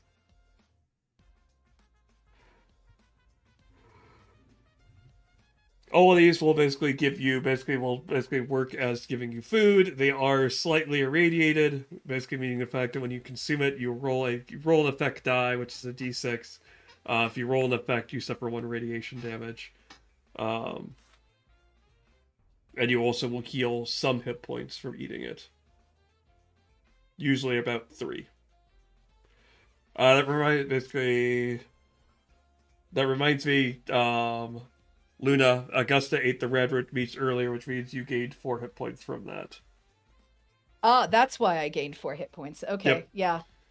So that's Cool. why that happened. I was like, I'm healed. It's a miracle. Yeah, I just checked mine. I did the same happen with me. Yep. Cool. Because they're going on a stick. On a stick. good old Jeff Dunham. Food is good for you. And it may be slightly irradiated, but that's beside the point. All right. Anything else left in here? I'm not going to bother on the junk table. Basically, last but not least, you have 0 to 1 rolls on the oddities and valuables loot. Basically, you have to spend an action point if you want a chance to roll on it. Spend it. Yeah, why not? Okay, 1. go ahead and give me a Go ahead, Marvin. roll. Oddities. I know about oddities. Beep boop. 23. Okay. Actually, you got something useful. Hey! Thanks for the raid, Silverthorn. everyone. Hey, everyone. Basically, we are Lorelink. Basically, we are playing through Fallout. Fallout Quickstart game Machine Frequency. They are currently scavenging, looting through a old coffee shop, having discovered that they would pumpkin spiced everything. So they have discovered pumpkin spice everything, including the fact that they have just discovered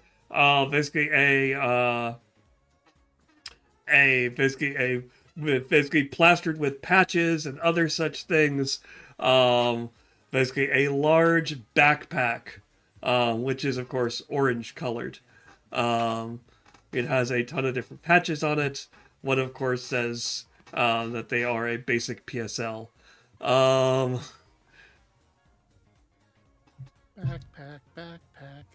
So, Backpack. all right.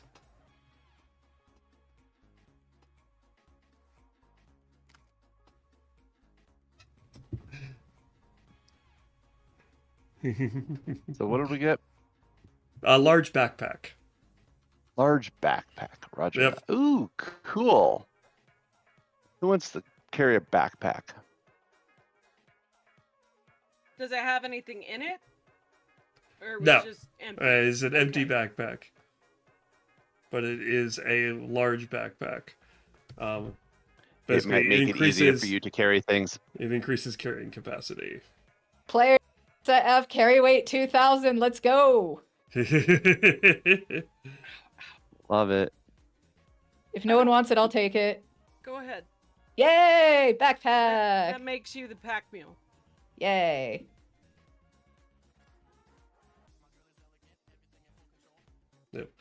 Other fun things on that table are stealth boys, robot repair kits, boiler Nice. mods, hazard detection mods, Tesla coils. Dear goodness. Oh, actually, it's a 3d20 roll, so I actually shorted you. Oh. Backpack. Go ahead and give me a 3D. Go ahead and give me a 3D20 roll, and I'll see if the other one is anything.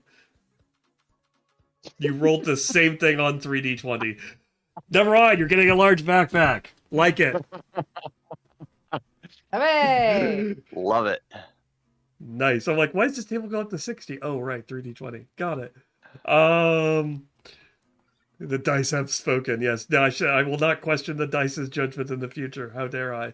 All right. So, Clearly. basically, you have spent about 30 minutes inside this store, basically ripping things apart, pulling things out, getting things, and now you are ready to hit the road again. So are you heading towards the radio station at this point? I think we should. Yeah. Okay. Also, did Augusta drink said pumpkin spice beer or no? No, I drank the purified water, but I'm holding on to the beer. So the beer is there if anybody needs it. Okay. Probably smart to not add that on the bourbon. Yes. Also, I'm full up on hit points, so I'm good. Okay. Yep. So basically, that is the end of that scene as you guys basically finish that up and move on. So you come down off of that, basically off of that high, low, however you want to describe the effect of alcohol. You start to sober up slightly, there, Augusta. So you're no longer dealing with those effects anymore. And luckily you drink water, so you have less of a hang.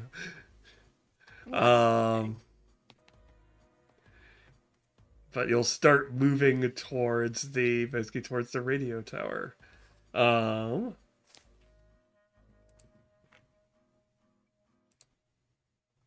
So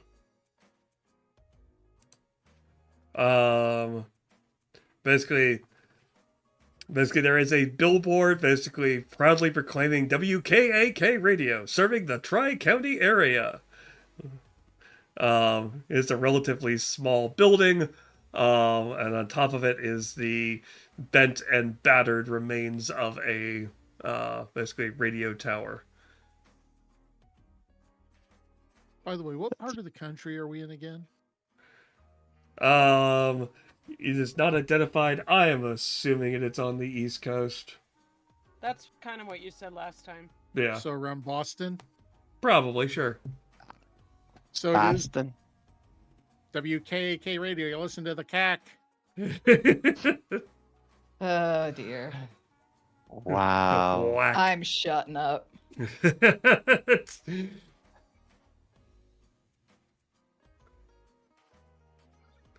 Blame Wait. Modifius, okay?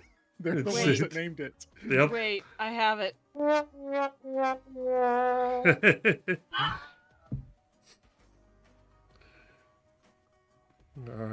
Yeah.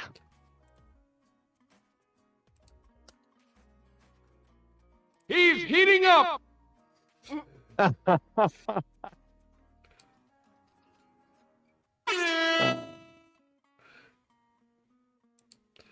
Okay. Wow. So Hey, the country runs on Duncan's. it tracks. Hey, Duncan says alcoholic coffee beverages now. It is wow. true. Okay. Yeah. Yep. Not available in Indiana, unfortunately. They do exist. Oh, now I need to know if they're available here. Not that think I they want might it. be. Like, if I want if I want an alcoholic coffee beverage, I just want a good espresso martini. The question is it a pumpkin spice I alcoholic hope coffee Oh not. my. beverage? God, Hilarious. not everything has to be pumpkin spice. Yes, it does. Wait, what? No. Marketing No. departments Oh, across the exactly. country disagree with you, apparently. The pumpkin I am spice must aware. flow. I am aware that I am in the minority opinion. I'd rather just have a piece of pumpkin pie. Or my That's fair. pumpkin bread. Pumpkin spice pizza pie? No! Stop it! They do have the Duncan spiked does come in pumpkin spice ice latte. by the way. Of course it does. This is how Augusta dies in the wasteland. Find the case of it, pounds the whole thing before anyone can stop her. Just dies with like a minus 10 penalty to intellect. The best thing is after the first one, you're like, should I stop, self? And you're like, nah. Then the second one, no, should I stop? Definitely not. By the fifth one, you're like, this is the best idea I've ever had. So great. Pretty soon, there's a feral Augusta wandering the Yeah. wasteland. Pumpkin Pumpkin spice. The puppy.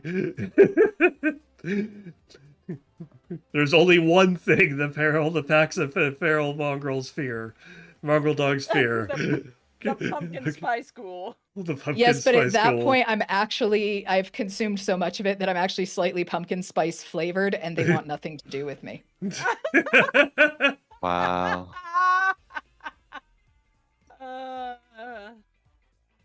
You know, they say that So it's defense mechanism. Exactly. they say that mummies smell a little spicy given what they were embalmed with. Like literally, they smell of spices. It'll just be the ghoul that smells of spices, and the feral pups will be like, nope. Exactly. Wow. Okay, so you guys find yourself outside the radio studio. Basically, there is a chain link fence basically surrounding the property. Basically, there's the building in it, which has got the WKAK proudly serving the Tri-County area, basically over the door. Behind it is the radio, basically the radio tower. Actually, on top of the building is probably where the radio tower is, basically going up to the top. The fence itself basically is basically in various conditions in various spaces, holes, gaps. The gates themselves are wide open, kind of swinging in whatever breeze there is, basically for the day. You can see the fact that basically as you're kind of approaching, you can see that there's at least one ghoul kind of wandering inside the fence, basically not having been smart enough to figure out where the exit is. And so it's kind of clawing at the fence, and then kind of wanders for a bit, and claws at the fence, then wanders a bit more. Like a Roomba hitting the wall, back up. Yep. It's kind of bouncing around on the Mhm. inside. You're far enough down the street that it doesn't seem to have noticed you. It seems to be more focused on figuring out how to get out of its self-made prison, as it were. Self-made, huh? I'm reminded of the prison part of the Walking Dead story. Hey, Wolf Mom. Glad to have you. All right. So, are we going to go? Are we able to determine that this is definitely where the sound is coming from? And is it from the tower itself, or is it from somewhere inside the building? Hazel would like to ask Augusta if she sees anything that could be projecting that signal up on the tower, or do we need to go inside? Our scientific tech expert. I think I'd probably be able to guess that. Give me a perception science roll. Okie dokie. Give me an identify science roll. Just one? No, it's 2d20. 2d20, okay. Yep. It's hard to tell. Like, there are a bunch of electronics which are still on the tower. They're all in various conditions. You would have to go up the tower, in order to actually look at it and be like, yes, that is basically a radio signal, and basically as opposed to this is just leftover tech from when it was basically a broadcast station. How many floors is it? The building itself is pretty much just a 2-floor structure, and then it's got Okay. basically it's got the tower on top of it. Okay. Is the door open? Into the radio station. Yeah. It is not basically it's hanging off its hinges. It's kind of basically it is shut, but basically you could tell the fact that it is not basically the door had been forced open at some point. Okay. Well, y'all, we should go in. Only got 2 floors to make it through in order to get to the antenna and find out if that's it. So Marvin will hold up his saw and go, "Zzz. Let's do it." Okay. We are a traveling comedy of errors right now. All right. Are you doing anything about the ghoul? How close is it? It depends on what moment you go through the fence. Like again, it's DVD menuing. Or not DVD menu. DVD basically the well basically if you leave a DVD on and it gives you the boing boing Yeah. boing boing. Oh. It's Function like I'll skill. the old school screensavers. Yes. Got it. somebody want to sneak up and take it out silently, or do you want me just to go up and engage it? I would like to point out that I do actually I have a tagged 3-point sneak skill. Hey, go and I sneak. do have a switchblade, so I Go could for it. scare the crap out of everyone potentially. Shank What's the that. worst that could happen? You could die. It's fine. Yeah, well, Die doing what you're good at. hey, we survived the chain gun, we can survive a ghoul. I'm sure we're fine. The single You ghoul. dodge How a much wrench, can you it be? dodge a ball. All right, so hard Mark, could what do it I be? need to give you in order to do the ninja attack? So it is going to be first. Is going to be stealth, which is going to be yeah, it's going to be agility stealth. Okay, no successes. Okay. Promising.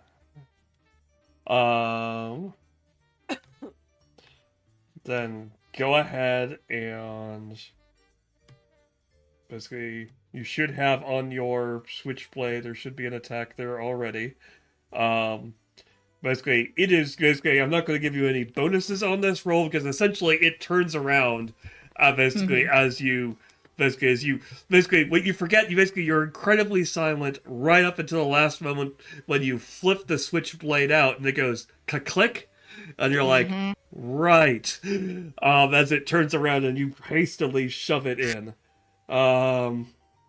There's my switchblade. Once again, 0 successes. I don't think I have rolled any successes in this game. No, you rolled successes on the identify mongrel dog puppy Exactly. roll. Okay, there you go. You Well, that identified puppies. scans. That Yes. scans. And if we go back to the last session, you were ridiculously successful. Remember that next Okay. time I get the chain gun brought up. Whoa. I mean- Whoa. We all ended up okay. It was fine. Exactly. See, you're coming around to my way of looking at it. All right. So the rest of you are hanging back. So we were going to say because basically how combat works in basically in Fallout is we don't do maps and basically they don't really they don't do miniatures and things like that because if you want that you go play their other game, which is the Wasteland game. So this one they're just like you have close, medium, long, and extreme. Obviously, Augusta and the ghoul are going to be in close range because they're right up in each other's faces. The rest of you are going to be at long range because you're hanging back, trying not to obviously ruin the stealth.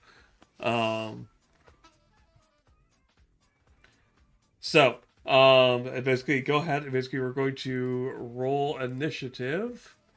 Let me go ahead and add people to initiative tracker.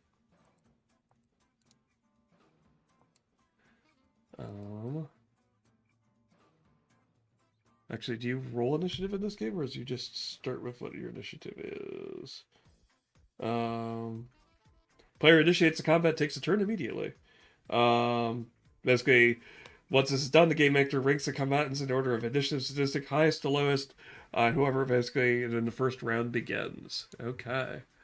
So auto-calculated value. So how do I roll it since I can't click on it? It's auto-calculated. You don't have to roll it. So. It's just always that number. Your initiative is always that number. Got it. Cool. I'm 11. Yeah, same. Same. 10. Okay. It's going at the bottom. At 10. So, Augusta, you will start off the combat. So, the reminder of how combat works. Luck points can be spent to interrupt the initiative order at any point if you still have them and be like, I'm going now. You can spend a luck point to take your turn earlier. Basically, minor actions: aim, draw item, interact, move, and take chem. You get one of those a turn. Major actives: assist, attack, command, defend, first aid, rally, essentially catch your breath, and generate action points. It's just basically how you generate action points is you get action points for every success you get above the target that you basically get against the difficulty. Catching your breath has a 0 difficulty, so any successes you roll gives you action points. Ready lets you say, I want to act on this actions. Sprint lets you move up to 2 zones to anywhere within long range.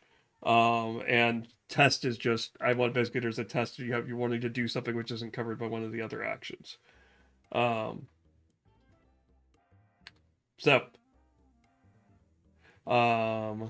Luna, you're up first with Augusta.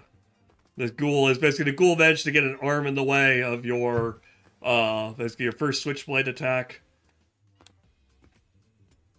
Okay, so my hands are full with the switchblades, so probably can't switch to the pistol at this point.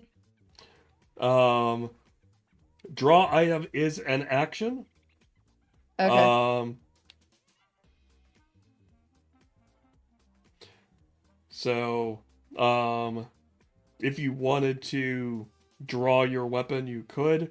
You would essentially, basically, I'll follow the same rules as most systems, which is dropping the item doesn't count as an action. Just letting go of it, basically, falls out of your hand, it's done. Drawing an action is a minor action. So if you want to drop the switchblade and pull the gun out, you could do that as just a minor action. If you wanted to put away the switchblade nicely, that would be a second minor action. I can drop it and pick it up later. I'll do that then. I will go ahead, drop the switchblade, draw the pistol, since that works in close quarters, and I will attempt to shoot the zombie. Ghoul, sorry. And hey, I succeeded at something. Okay. You've now succeeded twice in a row. Well, not Alright. in a row, technically. Okay. You didn't stealth, but you still jabbed it. So, combat. Basically attacking with that. You attempted the test. Target's defense. This thing actually have a target? What's its defense? Defense is 1. Really? Nice. Because that would mean that your other one would have hit. If I'm reading that correctly. Hey, it's made of beef jerky. Yep, equal to your target's defense. So, You're made of beef jerky. Let's be clear. That is true. Actually, we're more so- like bags filled with soup. But basically, go ahead and roll damage for the switchblade, and then roll damage for the pistol as well. okay. I did already roll for the pistol. Okay. So I will roll again for the switchblade. No, roll damage. Roll damage. Basically, there is the damage column next to it. Ah, I see. So I will, I guess, start with the switchblade since that Mhm. was the first one I rolled. Okay. 1 damage, 1 effect. Okay. Let me know when you were ready. Go ahead. Okay, and we are rolling for the pistol. 3 damage, no effects. Okay. Hit locations. Does it give you a quick way of rolling that, or is it just... I have to roll it. I have to roll it. Okay, cool. Oh, no, it does not tell me. It says, basically, the first one, basically, it got its arm up, but then you basically its arm got in the way as you're doing a chest snap, so you stand on the left arm for the first one. Okay. When you hit, roll the basically to attack together as a single pool. Basically, when the effect symbol activates special ability called damage effects for the listed weapon. Are there any damage effects for a switchblade? Oh, piercing. Piercing Okay. 1. Yep. So. Doesn't happen to list what that is, does it? Oh, there it is. Ignore DR is what piercing gives you. Okay. Alright. Left arm. It has no defenses there, so it just takes that straight. Okay, so it takes 1 damage from that one. And then it takes 3 damage from the second one. Okay. So basically it got its arm in the way, stopping you from the kill shot on the first one. So now you're basically then you fire it point blank into your second one was in the right leg. Basically, you're pulling the gun out and you just fire it, basically just barely as it clears your holster, nailing it in the leg. Bleeding from the leg. All right, that brings us to Marvin. Basically, all of you can hear that report kind of echo off the nearby buildings as that gunshot rings out. Well, I'm going to rush up to Augusta at this point. Augusta has engaged. The gunshot was from us, though, right? Not from somebody else. Yeah, okay. No, but basically it was a loud gunshot. All right. That's you unfortunate. all know that means that anything that investigates noises is going to start wandering in this direction. I'm going to rush up to the ghoul and smack it with a baseball bat. Okay.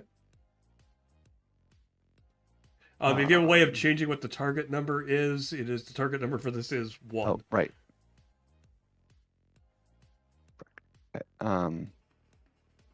Yeah, that's unfortunate. I have luck. How do I use luck? Let me double check something.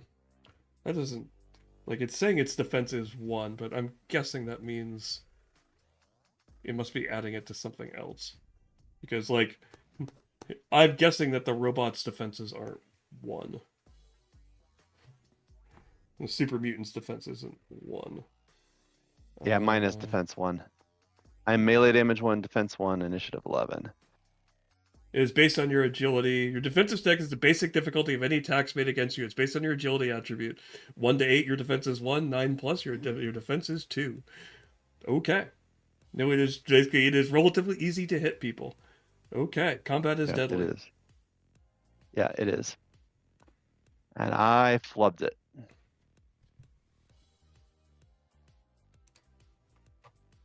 How do I use luck again? Well,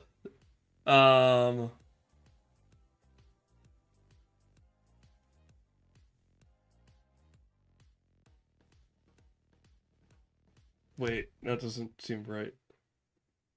Your defense is 1, your defense is 2. Sorry, I'm running through stuff in my head. Understood.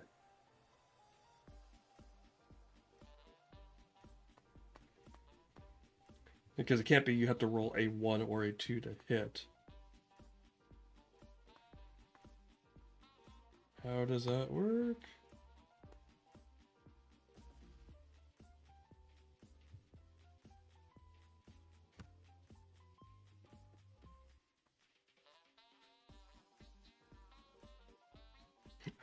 Oh, that's the difficulty of the roll. It's the number of successes you need. Got it. Brain works better now. Okay. You're still rolling your number. Okay. So I did screw that up earlier, but we'll just leave it as it is. Okay. That's fine. It's the number of successes that you... Difficulty is the number of successes you need. 1 or 2 successes. That makes sense. Okay. So yeah, you miss. Basically, you swing the baseball. Basically, so... though you were at long range, so you actually had to spend both of your actions to get there. Oh yeah. Oh really? I have to spend Yeah. both my actions to get there. Okay. Yes, Got because it. you have to sprint. Well, you have to sprint your Okay. major action to get there. You have to sprint. Got it. Okay. Yep. Well, I'm there now. Okay. In order to get to close range. Okay, Hazel. Got it. So, if I spend an action to get to medium range, can I take a shot? Your weapon should have the range on it. Basically, if it says M, it's medium. C. Hmm? It says C. Okay, if it says C, it's close. So I have to get close before I can...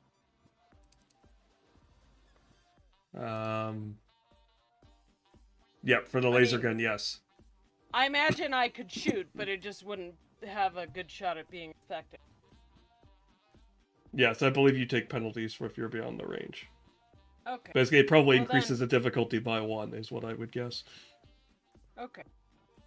Well, then I'm just gonna spend my actions to get up close.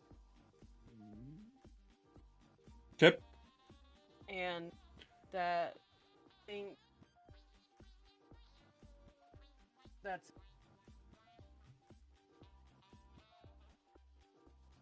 Yeah, that's 1. Okay. Old tall man. Well, I mean, with everybody converging on the single ghoul Mm-hmm. and gunshots ringing out, Mm-hmm. Tall Man's going to keep his eyes open. Okay. He's standing back, watching for other ghouls Okay. to head their way, or dogs. Okay. Give me a perception survival check. Oh, give me a second here.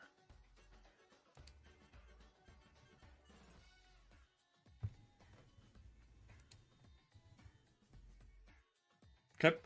You will basically doing that. Basically, you will catch note of the fact that there are sounds coming from inside the building. Yay! Basically, kind of muttering noises start coming from inside the building. I wondered about that. Uh-oh. Okay. I will say basically. By the way, I will let you basically. Basically as a medium, basically as an action, you'll move to medium range. Basically, as you'll get a little bit closer. So you're at medium range now, and then your major action was to keep an eye out. Okay. Okay. Last but not least, the Feral Ghoul. Feral Ghoul is going to bite the Augusta. It's got a target. It's gonna bite it. Ooh. No, I mean bad. Bad bite. Bad touch. Consent matters. What is your defense? I assume it's probably 1. I don't know if It it's... is also 1, yep. Okay. 0 successes. Basically, you've managed to... Basically, as it tries to bite you, basically, you manage to... Basically, as it snaps at you, you back away. Put your hand on its Yep. forehead. Arr, arr, arr. It makes aggressive sounding noises at you. Alright, back up to the top. Basically, Tallman, you're fairly certain that those things inside the building will join combat at the end of next round.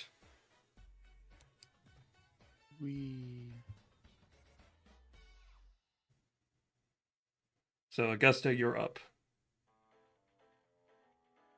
Well, I mean, they already know we're here, my bad. So, I guess I'll continue firing with the pistol. Go with that. No successes.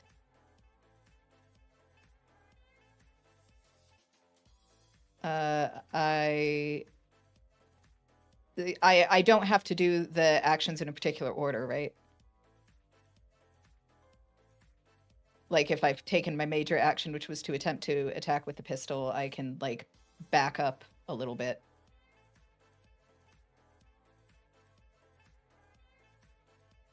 Mark? We lost we lost the overseer. Oh, no.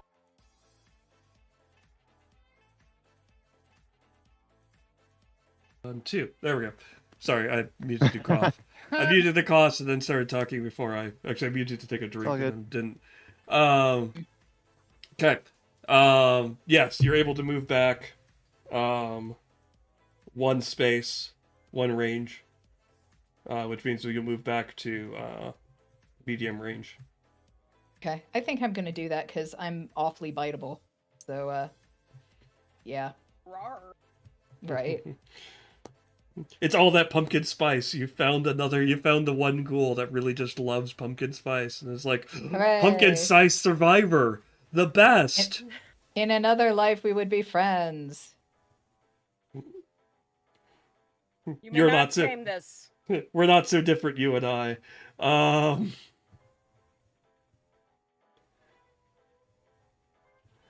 Okay. Marvin.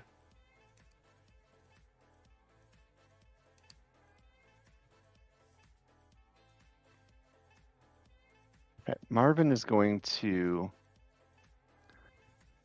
I'm in close range now, so I can actually hit it now, yeah? Correct. Baseball bat to the face. Oh no. That's what you I'm get for going not to. clarifying whose face. I'm gonna spend a luck point to re-roll that to 20. Okay. Can't imagine why you do that. That's better. Nice. Okay. It is tagged. Yeah. Okay. Critical hit occurs when you basically suffers 5 or more damage in a individual area. Damage 5.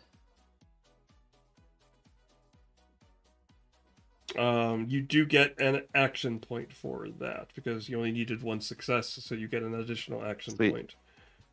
You can Take that again, to the party always AP. as always, you can keep it for yourself or you can put it into the party pool. Party AP. Yep.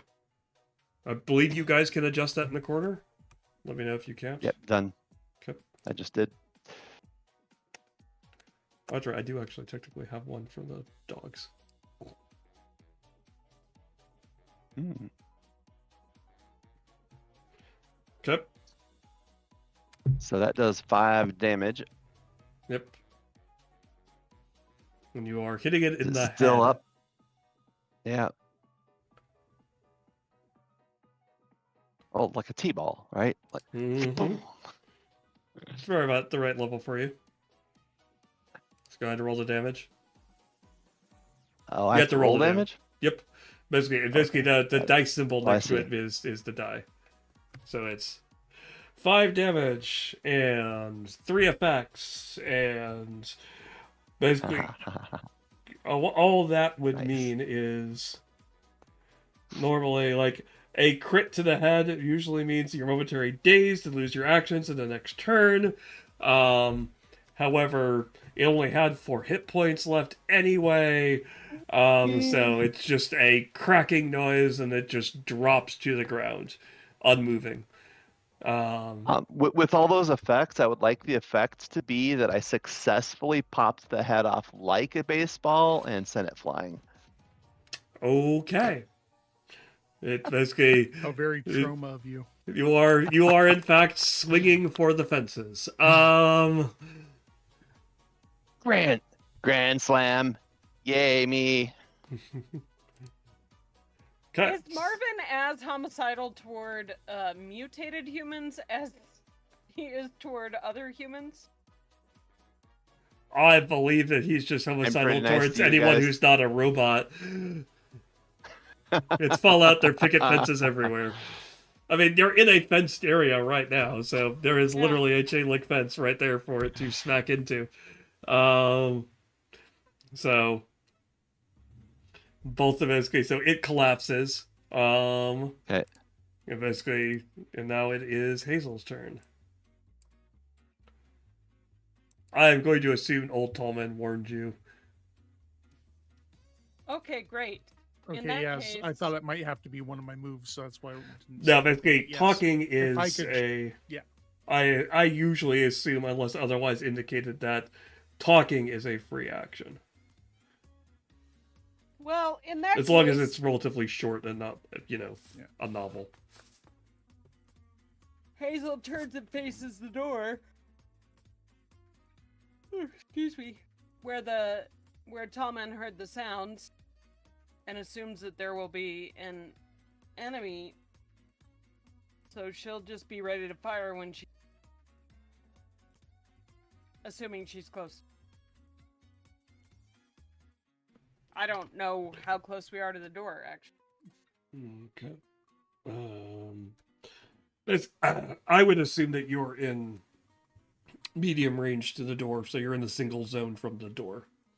So,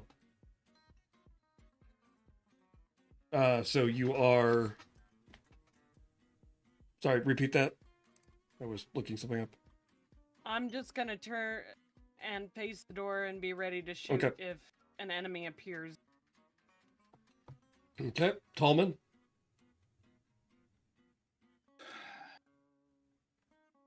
I'm just heading to the door. If I can get there and get the door open and meet them where they're not expecting it, that would be nice.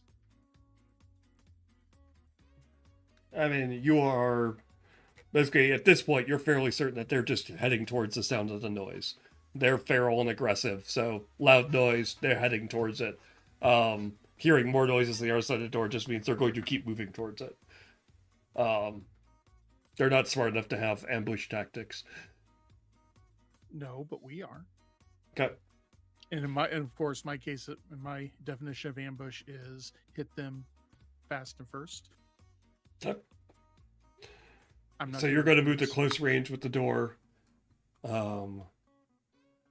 And he basically essentially delay to hit anything, ready hit action, ready a major action, hit anything that pops out the door. Yeah. Okay. That one is dead.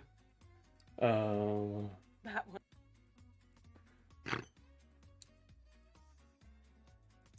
Then two more boil out of the doorway, making aggressive noises. One of them, basically, they both kind of are shoving and basically shoving their way out. So it's your choice which one that you want to hit. One of them looks like it's been better preserved, as it were. Basically, essentially took the radiation that it took to basically did less to it than the other one. One's weakened, one's not in game mechanics rule in a sense. Okay, I'm going to bring the baseball bat down on the one that doesn't look as weak. Okay.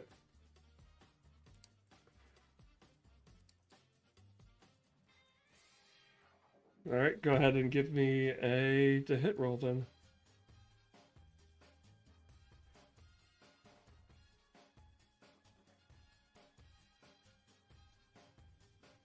Old Tallman is pretty good with that bat, I gotta say. Tallman, 2 successes. Awesome. You only needed 1, so you have 1 action point. You get to add to the pool. Added. Okay, and then you roll damage. You're hitting it in the left leg.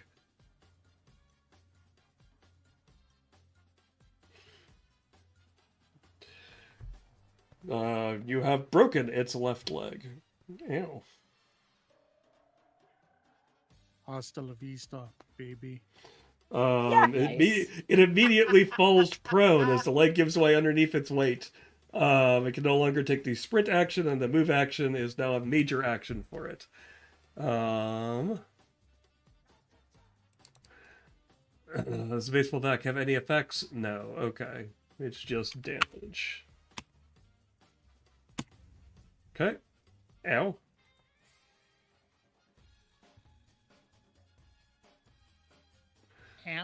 Brings us now to this round of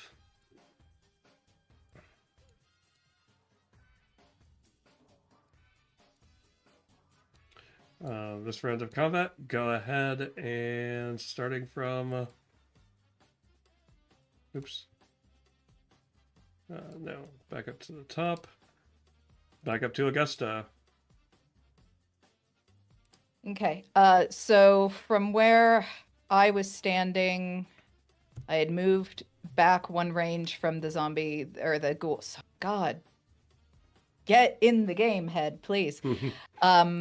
I had moved back 1 range from the ghoul I was fighting. So how close am I now to these ghouls?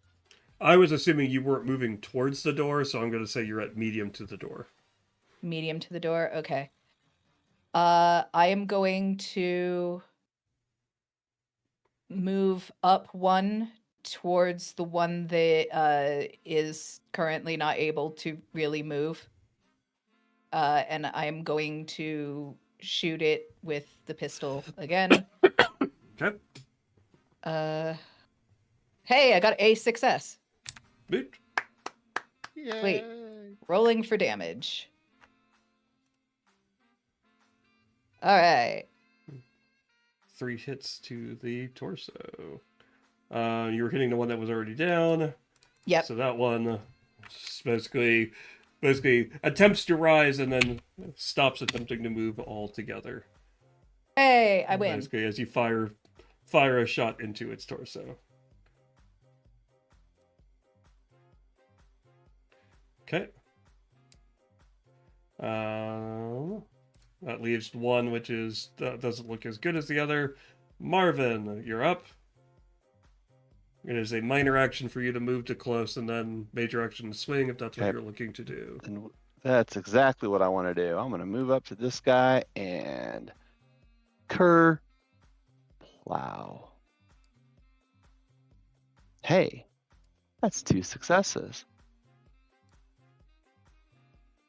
I'll bank that extra point, I think, Yep. and roll that damage. Oh, yeah. All effects, which would mean something if your baseball bat actually had effects, but it's still 4 damage. That's the dead one, right? Yes.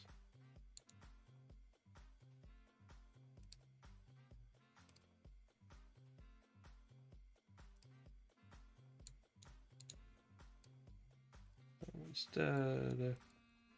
That one takes 4 damage and is not The looking good effect as is it makes a put very together. satisfying cracking sound.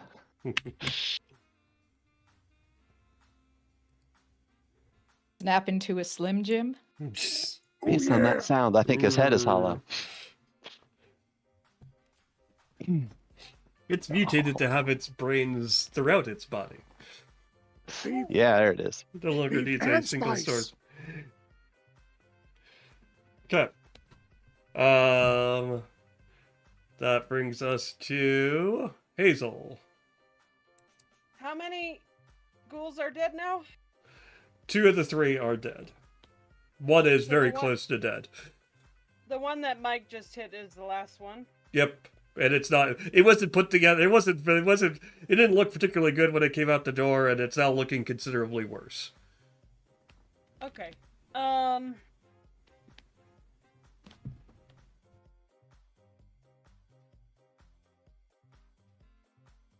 right. Hazel will step up and fire her laser gun at it.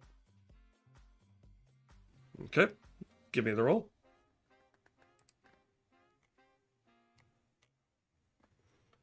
So I just click the laser gun, right?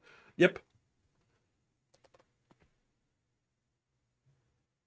And it's 2, right? Yeah, 2d20. Ooh. If you have luck points, you can spend them to reroll, but it is up to you. Yeah, let's spend a luck.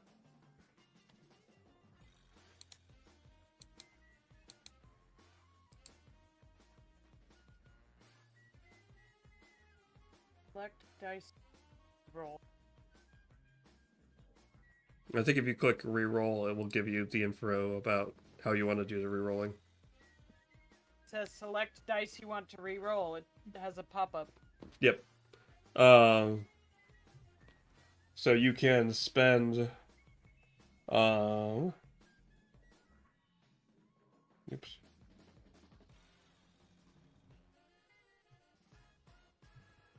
With luck, you could spend one or more luck point to reroll dice, and any dice pool you roll, you may roll 1d20 or up to 3 effect die, basically damage dice. So you basically, if you're spending 1 luck die, you can pick one of those 2 dice to reroll. If you want to spend 2 luck points, Oh, just click on one of the 7. Yep.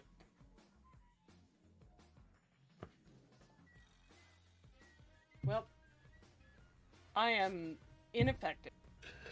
Okay, you're just not lucky today. Basically, it's moving erratically enough that you have a hard time focusing in on it. You have a feeling it might be damaged in some sort of way. Whether it was that damaged before you started this combat, it's hard to tell. Aren't we all a little?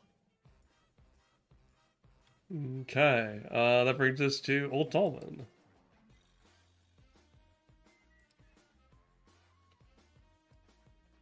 Damn it.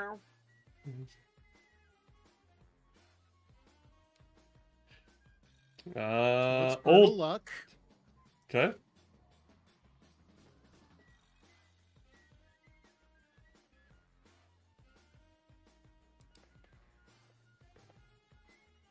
Turn that There we go, that's complication better. into a success. There you go. 2 successes, bank 1.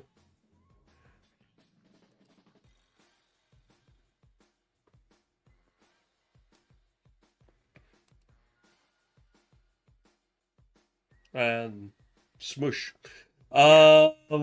Deuces. Old why Tallman you basically puts a quite the beating on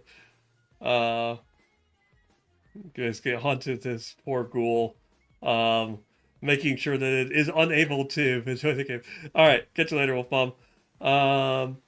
Basically, Tallman methodically ensures that the ghoul is not going to be able to pursue you or cause harm anymore, to itself or to others.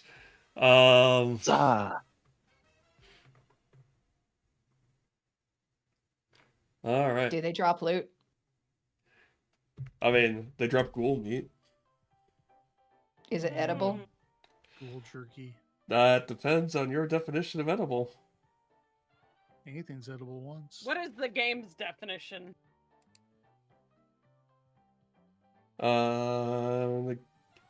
Actually, 2 junk items can be found on a dead ghoul. It does not actually let you butcher them. Okay. Cannibalism is not a feature. But you can roll 2d6. Or basically roll the effect die.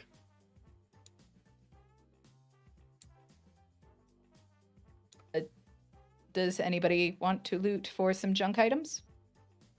Nope. No junk. I'm rolling 2d6. Yep. I'll take that. All right. Do you have a button that lets you roll the effect die? I think it is because it's the weird. Oh, right. Okay. I'll call out. It is under in the upper right Right. corner under the book. There's Fallout macros. Oh, okay. So I just need to use that d6 one. Yep. And I'm rolling 2 of them? Yep. Cool. There we go. Sorry about that. Not a problem. Okay. All right.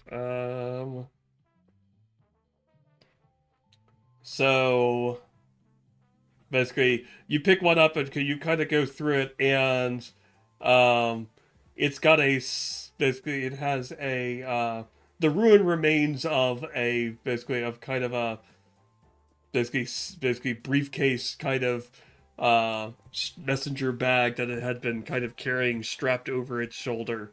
So basically, like, it's not really basically it's barely holding together as it is. You would have a hard time. You'd have to do some serious repairs to make it actually usable. But inside, basically, it does have a clipboard with the kind of ruined remains of basically a piece of paper, which seem to discuss.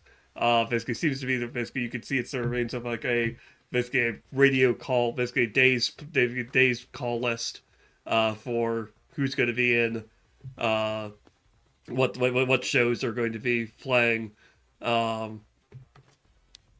basically throughout the day.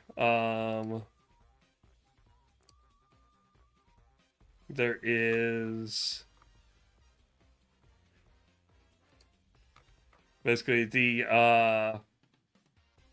basically DJ Dogman. Sure, we'll go with that one. Basically, there's like basically DJ Dogman, basically Dogman's Rant. Basically, is one of the shows that is listed and is circled. Basically, there's a little note next to it that says, "Sure to be an explosive one." Dun, dun, dun. So that's 1 junk? 2. The clipboard is 1. The Sweet. destroyed messenger bag is the other. Okay.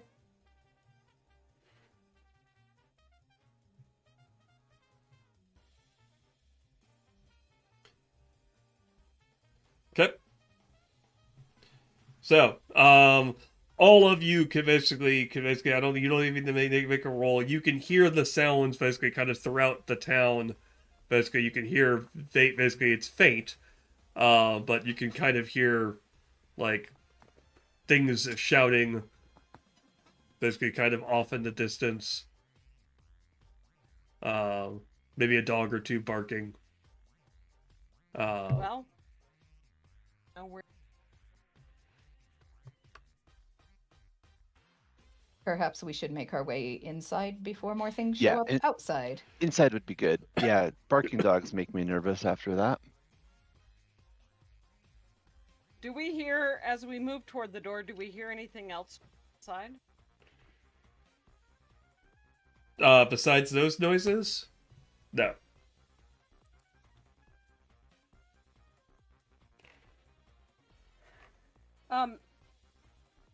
Mark, may I request that we take a little break? Sure. I mean, we're right about an hour before we're gonna call it. So we need to take a good basically a 10-minute break. That work? That'd be fine. Okay. Thank you. All right. Basically, we will be right back in about 10 minutes. Then, thank you all.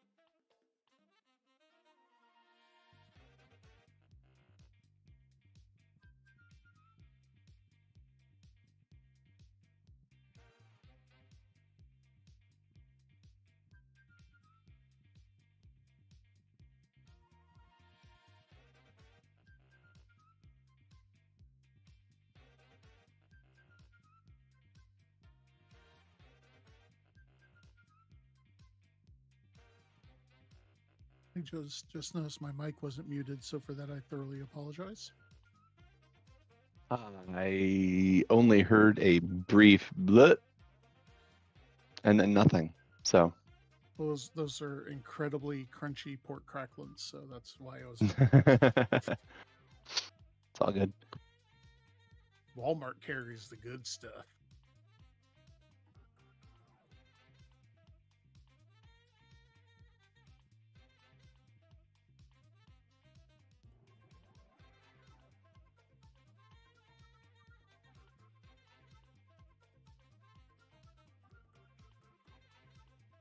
Oh, and by the way, I did check. There is no, they do not have the Dunkin' Spiked available in Colorado, but they do have it available in Ohio. And there are many locations around where I'm going to be next weekend that also carry the pumpkin spice spiked. So I will take one for the team. Oh dear. I will see if I can get a variety. Might do a I little love it. day drinking during the team meetings. Who knows? We'll find out. Absolutely. It's coffee. Kind of. Ish.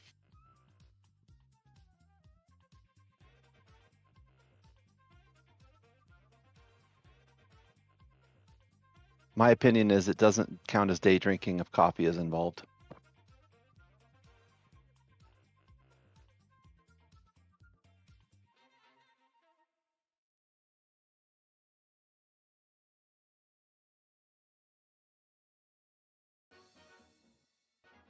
They're not fine, Yeah, actually. totally. You Exactly. really should not mix caffeine and alcohol.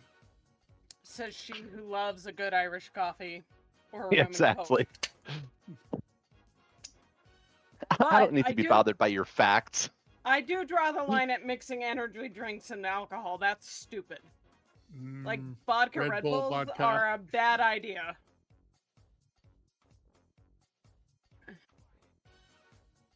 Does anyone know how to make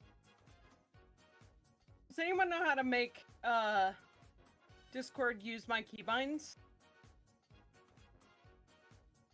I have a toggle that turns my mic off and on, and it won't use it right now. But it's not telling me why.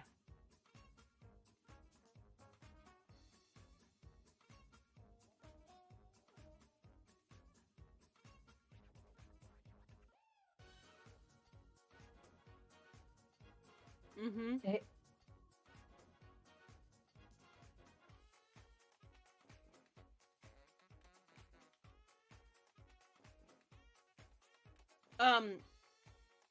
It's not even on my Stream Deck. I have it as the tilde key, and it's listed.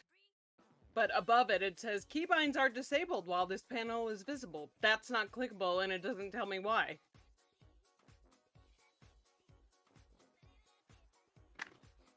Yeah, but it's not working.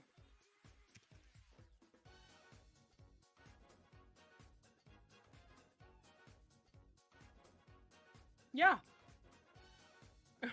FYI, captions are picking up 20, which is fine because it's not like we're talking about anything horrific, just keybinds, but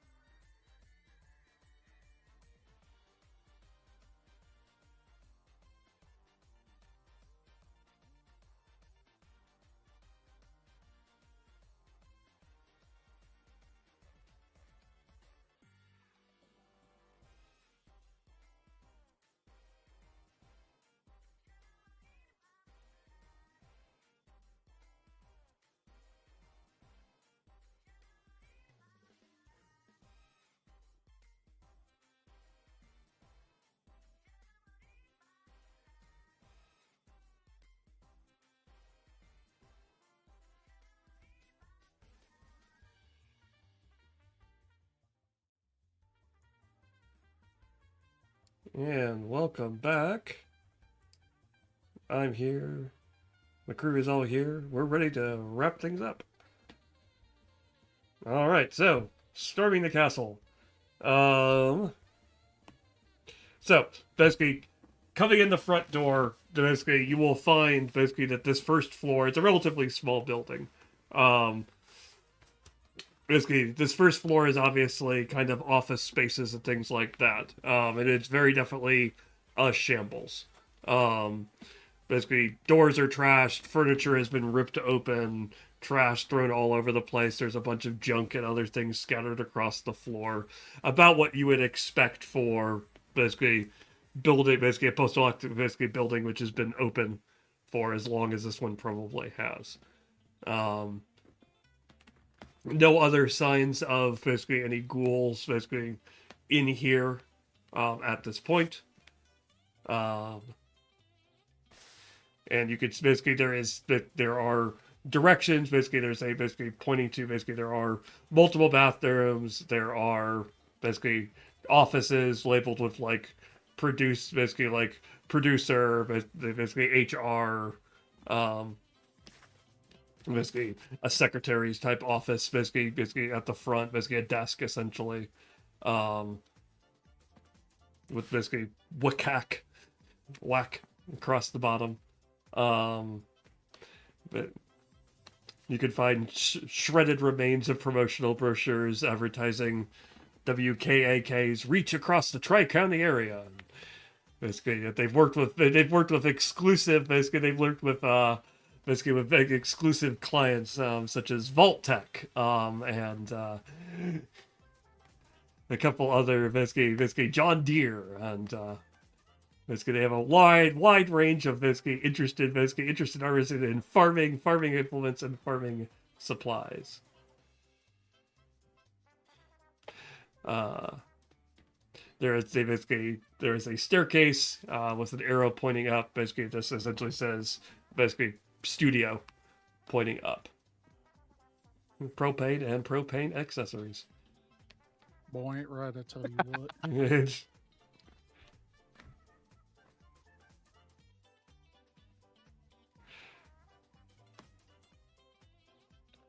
Oh, if we've got a I'm ready to rush the building, so yeah, I was gonna say if we've got a staircase leading up, I say we go up. do it right away. Okay. I'm in. Number go up. Upstairs, basically, you'll find somewhat similar basically circumstances with one basically. So you'll see basically a couple, basically at least one, basically like a janitor's closet, electronics closet. The electronics closet has very definitely been ripped open. Basically, has been thoroughly scavenged. There are basically bathrooms and basically things like that. But the one exception is the studio. Basically, there's a door labeled studio, and that one is still shut. There is also a basically in the basically at the end of the hallway there is a you could see in the ceiling basically a pole latch for roof access. It's Is the studio door still shut, or has it shut again? Like, can we tell if it's been opened and closed? It does not look. It is still on its hinges. But it is currently basically shut. Basically, you can see that there are scratches all over the door, and some various other marks and things like that. But outside of that, it is still firmly seated in its frame.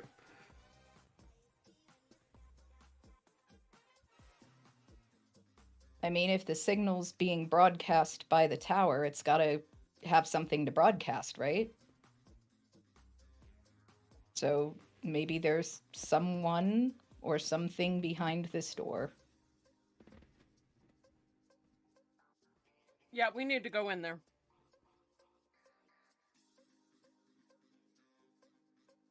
I'll open the door. You be ready to shoot. I'm gonna draw my 10mm pistol and have that ready to go.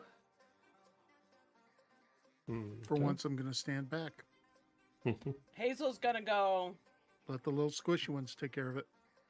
silently. 1, 2, and on 3, we'll open the door. Well, at least you'll attempt to open it. Basically, the door handle will turn, and the door will just basically move slightly, but immediately feels like it's running into something on the other side. Okay. Do we hear any sounds of movement when we attempt to go in? Give me a. Like, basically, no, I'm just going to flat out tell you no, because you're fairly basically, and Augusta the Vault Dweller would know, because there's probably a radio station inside the vaults you've encountered. Soundproofed. Okay. So Well, it's barricaded from the inside. So either someone or something is in there, or there's another way in. is it barricaded so strongly that maybe old Tallman would not be able to, like, knock stuff out of the way?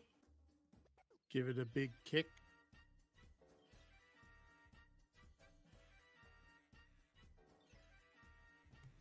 I mean, For a buzzsaw?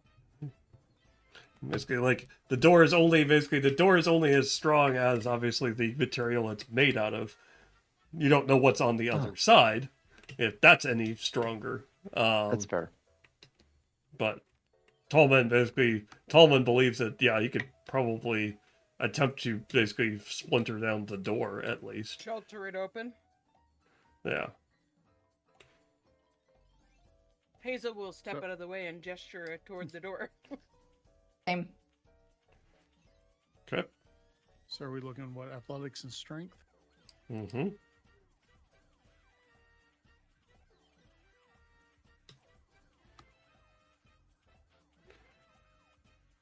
Nice. Well, to be fair, strength is also 9. Yeah, exactly. Okay. So you crack into the door. Several basically, there's several basically sounds of splintering and things like that, and you can hear something kind of screeching across the floor. Basically, as obviously something has been basically pushed up against it. And basically you will eventually knock it over. And you will find a basically you'll hear a shelf. Basically you'll see a heavy shelf which has obviously been placed against the door. Now tipped over because you've shoved it in. And you'll enter a basically the producer's side of the sound booth. Basically there's a glass wall and you can see the other side where the actual studio is. There is basically you could see that there is a skeleton of a DJ lying basically kind of flopped across a chair on the other side. And you will catch the briefest glimpse of something going out a hole in the roof.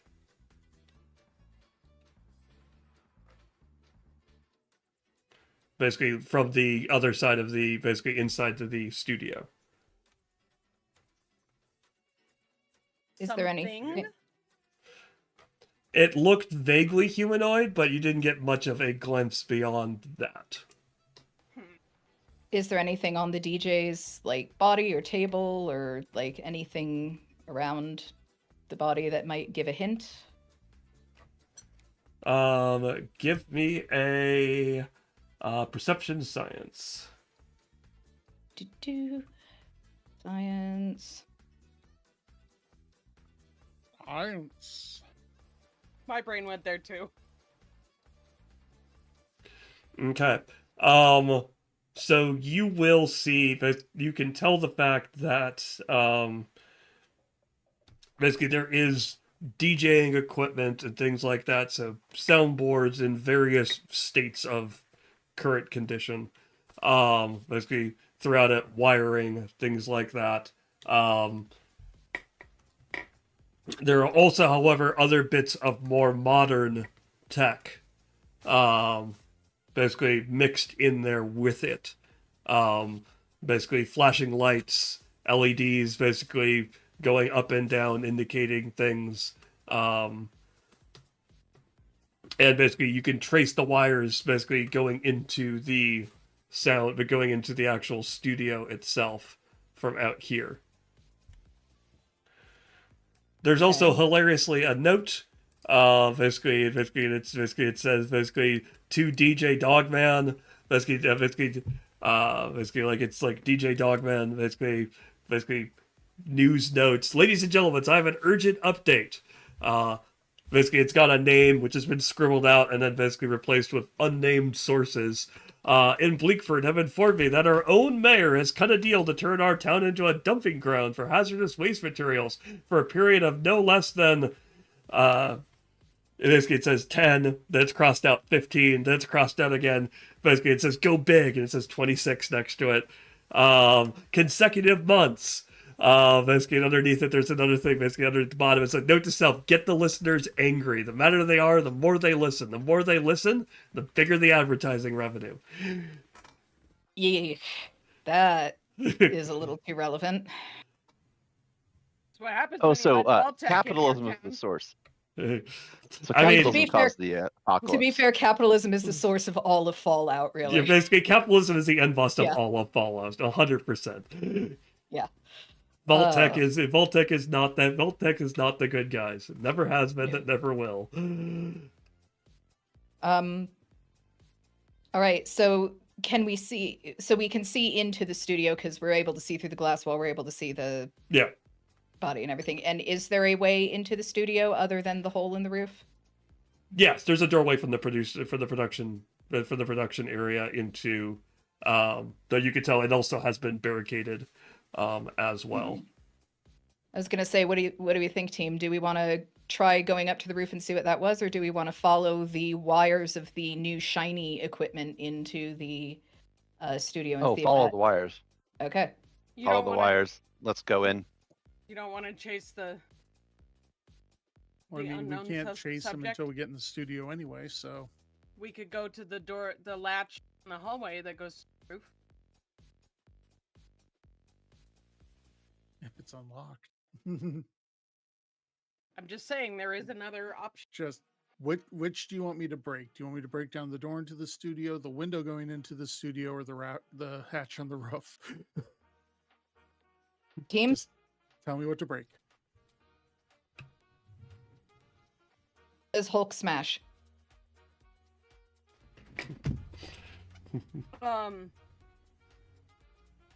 I mean, both of you seemed really intent on checking out the tech, so let's do that. And if you can just push the door open instead of breaking glass, which could cut us ugly bags of mostly water, that would be better.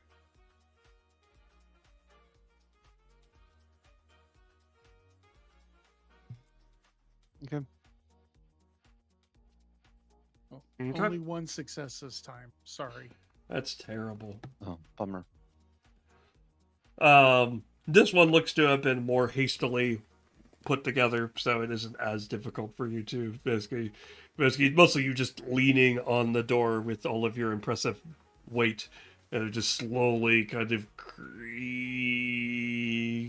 basically shoves against the floor. Eventually it reaches the point where basically there's just only so much room, You can slip through, but it's basically the door's not fully open.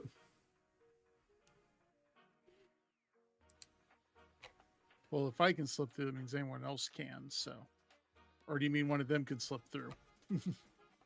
Yeah, basically all of you can slip through. It's just basically the door isn't wide open. Okay. Okay.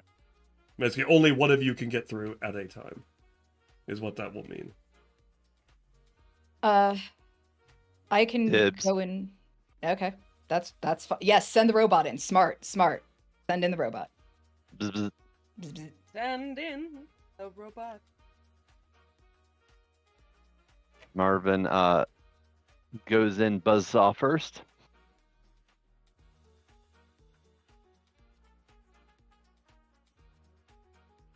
Okay.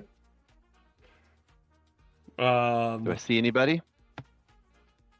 Nobody, basically, like, you can see the room. Basically you can Yeah. see there's nothing on. Basically, there's nothing revealed by you going into the room that you couldn't see already, other than you can see now what's underneath the Very window, and it's just more wires and other stuff running from the floor, basically into Okay. basically a massive nest of wires and cables and basically machinery and things like that. I'll wait for everybody else to get in, keeping an eye on any place somebody could hide or jump out at us. Are there any displays and or interfaces that maybe our computer tech could have a look at?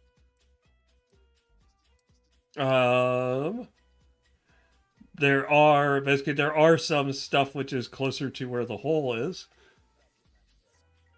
I'll squeeze in, having not heard any sounds of battle from the other side. I'll squeeze in and look and see if I can figure out what exactly we're looking at. Okay. So basically heading that way, you can see, in true bad guy villain process, that basically there is one display, and all that it is displaying is a progress bar. And basically there is a bunch of other basically matrix style code streaming underneath it. The progress bar is starting to tick up. And basically it says automatonation in progress. And basically, but as you start to get closer, a shot rings out and basically blasts a hole in the floor at your feet as something fires through the hole in the ceiling. Oh dear. That sounds like initiative. Yes. Well, right now it's not, because basically you guys haven't basically really not engaging in combat. It's just firing shots down, and you guys get back off and they can't hit you. Well, I would say that maybe we should back out of here and start heading for the roof then, so we can fight on, equal ground. Because that doesn't seem friendly. Like you could get to the roof through the hole, but obviously things The are hole watching that it. someone is Shooting shooting through. through. I'm just hole letting is you know. covered. Just letting you know. Uh, Basically, you can tell the fact that it is going to take basically you only have I'm going to say, basically we will say 4 turns, basically, before that progress bar finishes filling up.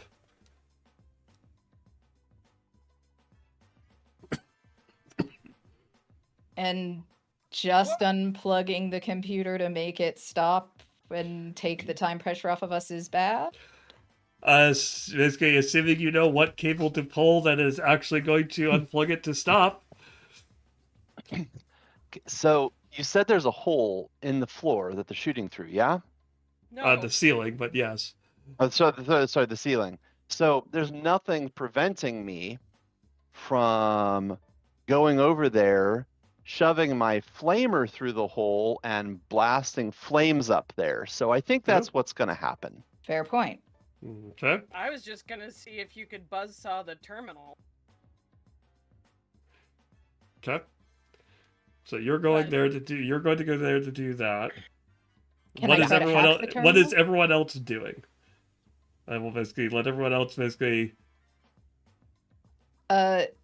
If I can try to hack the terminal to like make it stop, I've got a hacker perk that says the difficulty of skill test to hack computers is decreased by 1 to a minimum of 0. Okay.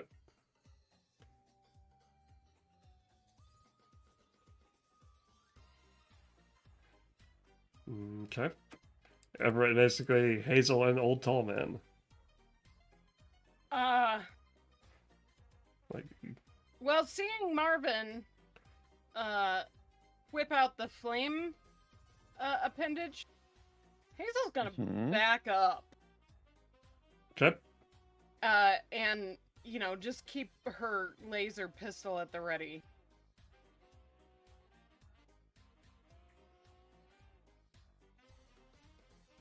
My options are either Okay. pull out the tomahawks and start hacking at the terminal. That's my definition of hacking. Or go check out the other hatch. Women. Your call.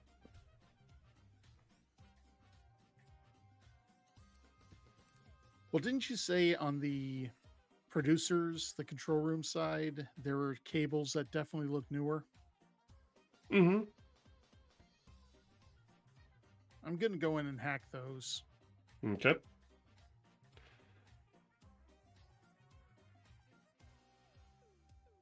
All right. So, what will end up happening next is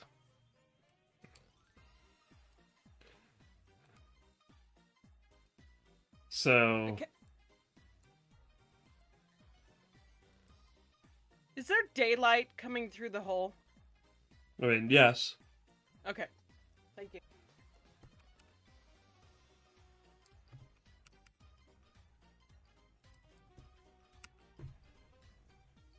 For some reason, my Forge is being silly. Could really ask for you to not do that. That'd be great. Could you not? Okay, fine.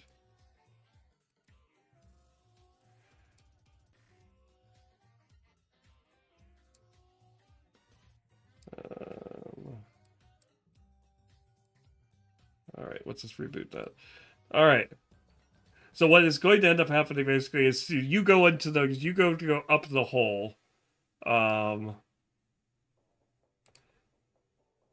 You will basically immediately Marvin shut you can see that there are two of those iBot robots which you saw basically you fought earlier at the vertebrate Yep. crash site are floating Yeah. above like the them. hole. Yeah, I don't like them. And they start firing at you as soon as you basically stick your Of head course out they the do. hole. I don't have to stick my head up the hole, just an appendage. Well, they're going to shoot whatever you volunteer. Yeah, they're gonna shoot at my flamer. That's fine. I mean, you have to put basically so you're going to you're still giving yourself a visible target to be shot at. Yeah, I mean, the point is that it's a smallish target, but I'm not trying to target anybody. I am flooding the space with flames because that's really what the flamer does. It spreads out. It's not accurate. That's fine. Fire. Okay. Let's get it hot. 2 successes. I get an AP. Woo. And then damage. Oof. That's not ideal. So you're gonna take basically you flame up the area, and then you're going to take an immediate crit hit. Actually, I don't get an AP. It was a difficulty 2 because you had cover. You're going to take an immediate crit hit to that flamer. Yeah. Basically, which is going to knock it out of functionality until you repair it. After that. Yep. Okay. So that happens on one of these arms. So does it impact the arm or the flamer itself? We will just say the flamer itself. The flamer is essentially Okay. one of your appendages. All right. Sweet. That sucks. But do I get to roll an Yeah. attack then? I'll let you roll an attack. You can pick 1 or 2 as your target.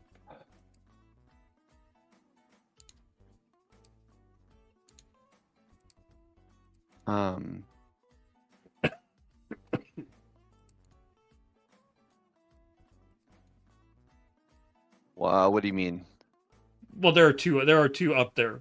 I guess. Yeah, I see what you're saying. Yeah. I'm going to fill the space with flames. It is a bread, which means for each effect rolled, your attack inflicts 1 additional hit on the target. Mm-hmm. Let's see. And hits a random location, even if a specific location. So I'm going to target 1. Okay. But actually, it's a burst, so the attack hits 1 additional target within close range of the primary target for each effect rolled. Yep. So if I roll effects, it'll hit more people. So I'm just going to hit target 1. Yep. Nice. Nicely done. No additional because it has a defense 2. Because it's a small little robot. We're going to re-roll 2 of those. Luck lets you reroll up to 3. Yeah, I know. I'm going to re-roll 2. Okay. And can I... that sucked. Did it re-roll? Yeah, technically. Can I just add 1? What is it? There's an add button. Per luck point spent. Yeah, I think that may just be all I get is damage 1. For melee weapon, basically for ranged weapon, each unit of ammunition you use adds 1 damage to your roll.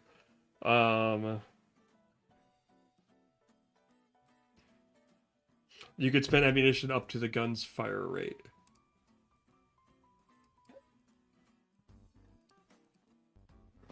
It has a fire rate of 4. So you can essentially dump all of your flamer fuel in one go and get 4 additional hits. Heck yeah. Totally. It just hits though, not It's 4 no dice. effects. Yeah, it's 4 dice. Oh, 4 more dice? Yes. Okay. Then how do I roll those special dice? So I just add 4 dice then? Yep. Well, that's if up he's all my doing fuel? that, Augusta, go ahead and give me your int science roll. Remember, you can spend action points to add. Frick. Can I spend another luck to re-roll again, or am I kind of because I already spent luck once? I'm done. I will let you re-roll. Basically, you can spend another one. Basically, well, you can spend as much luck as you want. Basically, you have to, but it has to be. You can re-roll 3. Yep. There you go. I will use that 1 effect to add a target. Okay.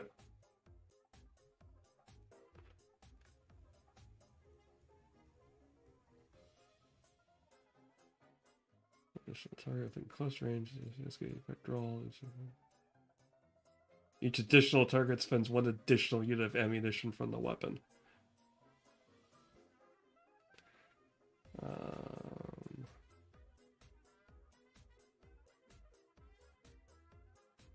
Oh, interesting.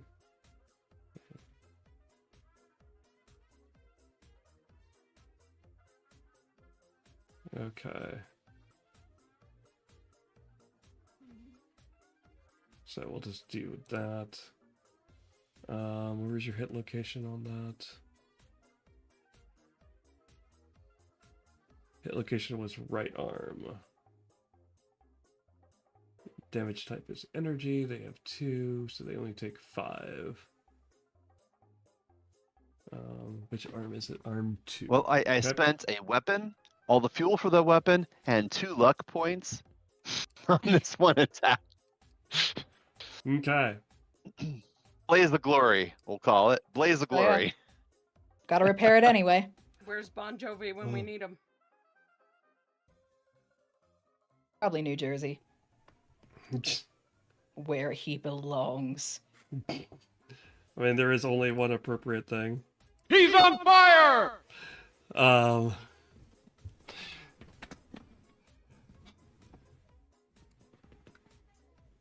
Okay. So that. Okay, cool. All right. They're both there, but still there, but both looking charred and crispy.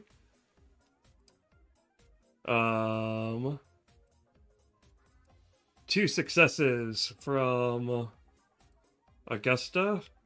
Basically, you're just about, basically, it's going to take multiple successes. You're thinking probably 4 or 5 to actually shut this down. Your first couple, you're kind of narrowing it down. This feels like this is someone uploading, basically, they're uploading something into a robot body. Oh dear. Okay. And that includes my hacker perk with reducing the difficulty by 1. Correct. Okay. Basically, that reduced the number of successes that you need. Okay. So, I guess, should I roll more? You spent your action. Basically, your action Okay. was getting that. You rolled your first 2. Basically, so Okay. basically, you got that information. You started to shut. You're starting to try to shut it down, but I see. obviously there are security protocols and things like that. You're making your way around. I need more time. Yep. Hazel, you see all this going down. Basically, like, you see him flame up, basically just dump a bunch of flame, and then it basically, like, literally the arm explodes, showering Augusta with flaming bits and basically things as the remnants of the flamer arm just kind of pour down. Fly. Yep. Do I see either of the robots through the hole from Not the angle currently, I have? not from where you backed off to. You would have to Okay. get under the hole. Yeah, no, I'm good. I'm Okay. gonna stay ready. Old tall man. You go back into the producer area and you start hacking at cables and things like that. Augustus You're not the only basically hacker you here. can see things. Basically, things are sparking and things like that. But Augusta, he doesn't seem to be having any effect on what you're doing, but there are other lights and things like that which are blinking off. Okay. In this area. So he's having an effect, just not on this protocol. Okay. If you had to guess, it's probably either the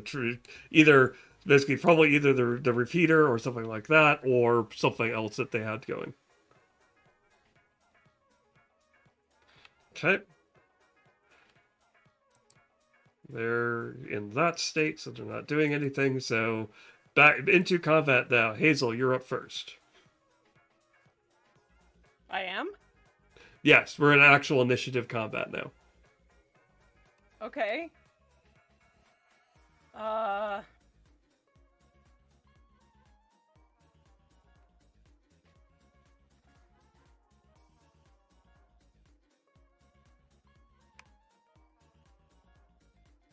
After all the chaos starts, you're the first one to start moving.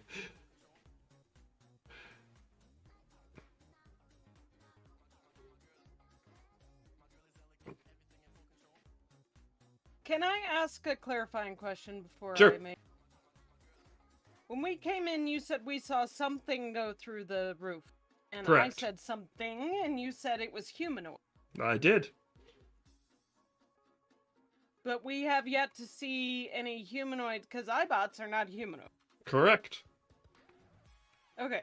Thank you for clarifying.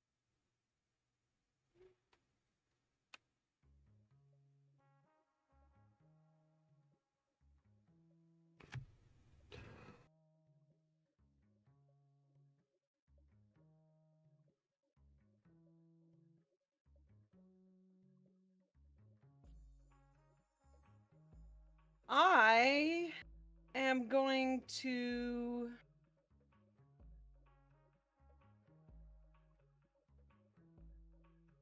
slip back out the door and run down the hall as far as I can get my move toward the other ladder.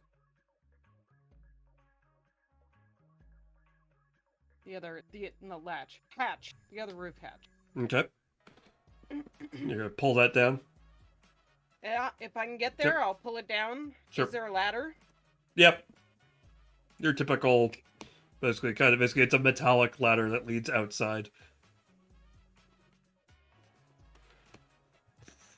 You can hear the sounds of basically kind of gunfire, and there's also a sound of like whirring machinery that greets you. Okay. Okay. Marvin.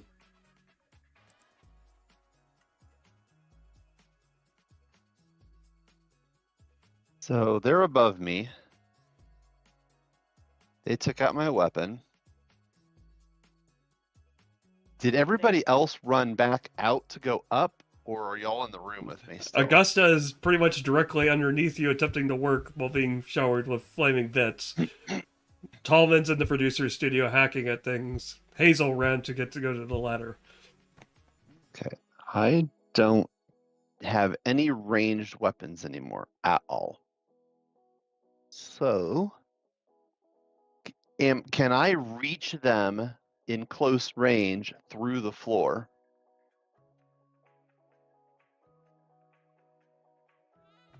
Yeah, And you could or go up, can you I could go fit up through the hole in the floor and just go up there? I can go up through the hole. I will go up Yes. through the hole, Mm-hmm. and I will smack one of them with a baseball bat. Okay. Go ahead and give me that roll. Augusta, you're up next. All right. Is one hit going to do it? One success going to do it? That's basically their defense is 2. They're just small enough that they zip away. Then can I spend a party AP for a success? Is that how that works? You don't spend it for a success. You can spend it for additional d20s. Okay, can I go ahead and buy a d20, please? All right.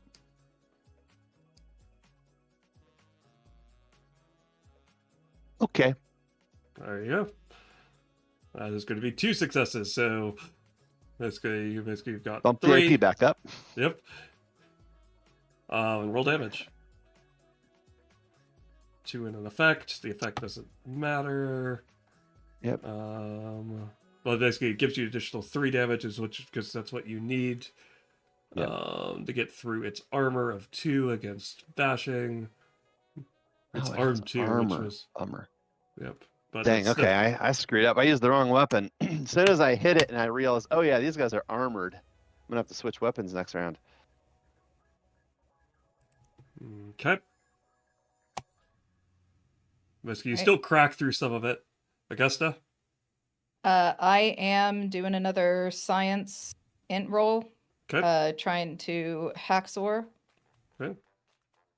Got 1 success. Okay. Can I buy a d20? Yep. Okay. Basically, it's just to reduce the AP by how many? Basically, it's Right. 1 for 1, and then it's 3 Okay. for 2, and then 6 for 3. Let's try 1. Hey! Okay. Back up?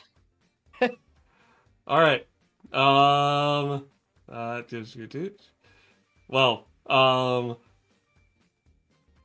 so basically you're just about there. Basically what you figured out that it is transferring a human mind into a modified assaultron. It's under something labeled Project Maria. This sounds bad. I don't like this. Oh no. Okay. Maria. The next is Old Tallman. I just met a bot named Maria.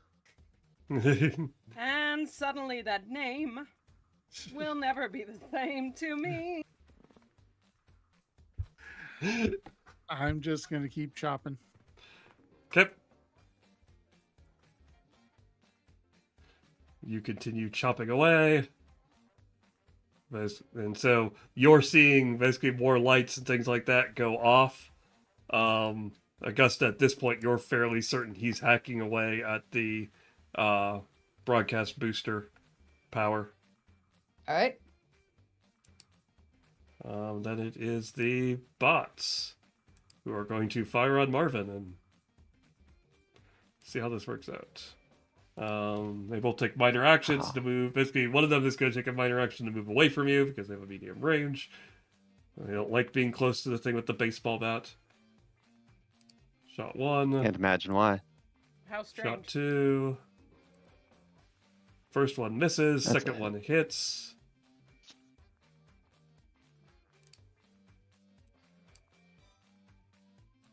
Two damage. Piercing 1. Okay, so my defense does not come into play. Your DR doesn't come into play. Your defense is just basically the difficulty. Oh, okay, got it. So I don't know that I have any DR. It's listed under, when you look at your, basically if you look at your little thing, it says main body. It'll have a, Oh, got it. underneath it, it has like the 2 and then the fist symbol that says you have 2 bludgeoning, Yep. essentially, or 2 physical damage Got it. in that space, depending on where it hits. Got it. Okay. Moving back So up to the top. do I take that damage to my health, or do I take that damage to like my main body? You take it to your health. Okay. Basically, So I you take keep 2 track of it. damage. You can keep track of it at the basically. Basically, if you take 5 or more at a time, you take a critical. Yeah. Got it. Ouch.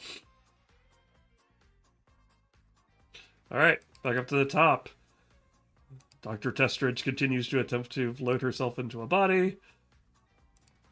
Hazel, you've got a stairway in front of you. Yeah.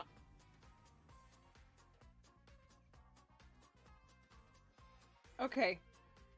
And just looking up, do I see any enemies?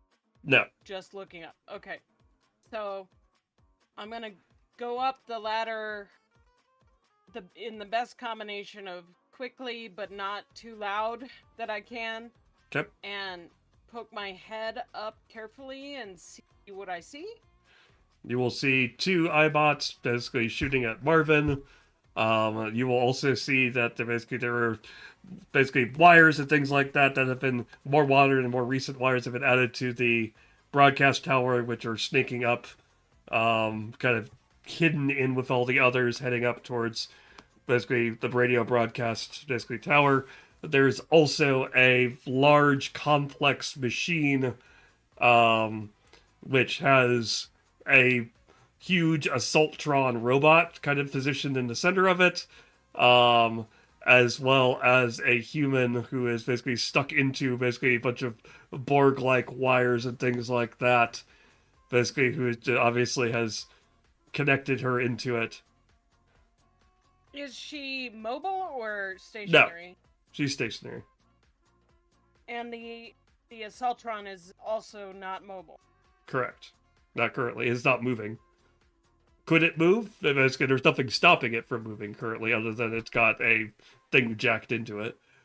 Right. It's connected, but not restrained. Correct. I assume that's the same case for the human? Yes, pretty much. Like, basically, we'll just go with that, sure.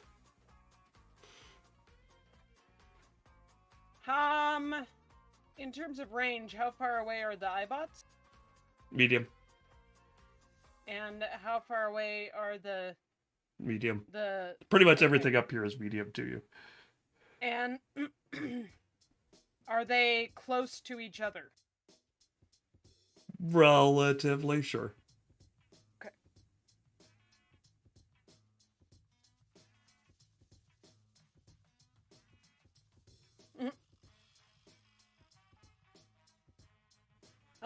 Okay. We are...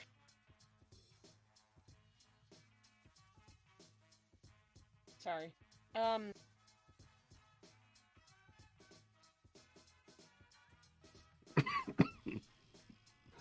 All right.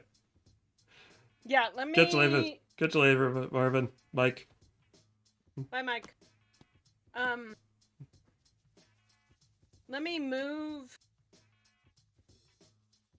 toward the iBots.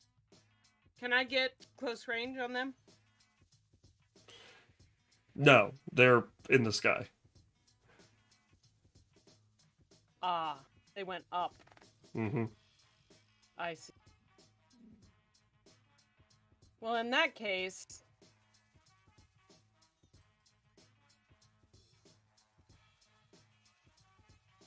I don't have a lot of knowledge in this area, but if I shoot at the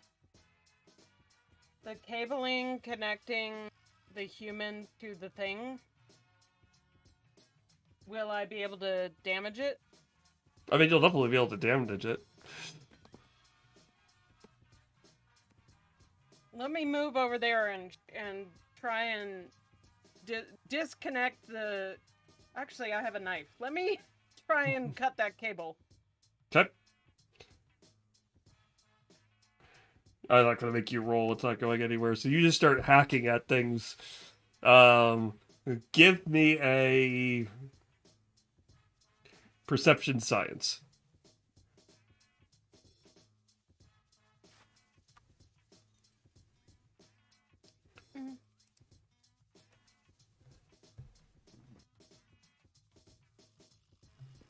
That's 2 dice, right? Yes. Unless you want to add stuff to it. Okay.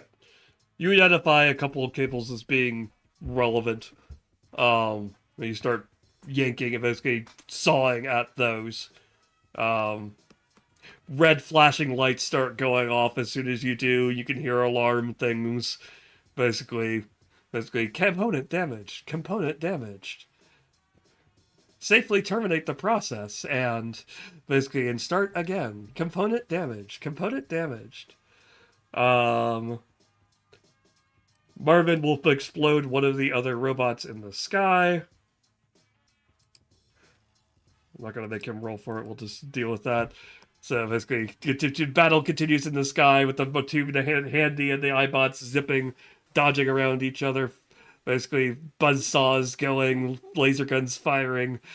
Basically, as their bits and pieces of robots are falling down around you. I'm now imagining Augusta. a Marvin and iBot dogfight.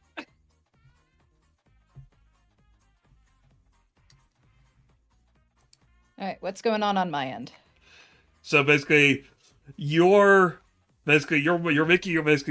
shutting. So you essentially have 2 options at this point. Okay. Because basically, as Hazel starts cutting things up there, basically, you start getting nasty. You basically error messages start popping up on the screen down below, and essentially you have a choice. You can attempt to end this process smoothly, essentially gracefully fail safe, or you can just terminate it.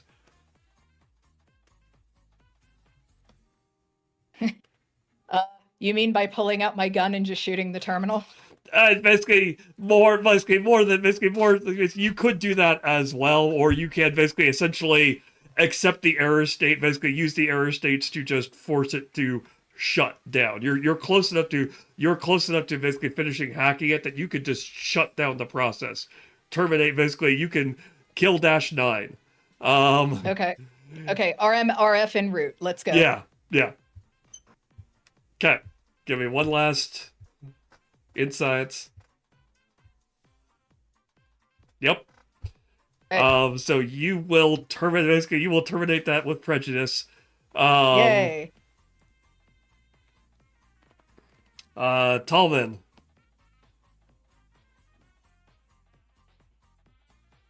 Until someone's telling me different, I keep hacking.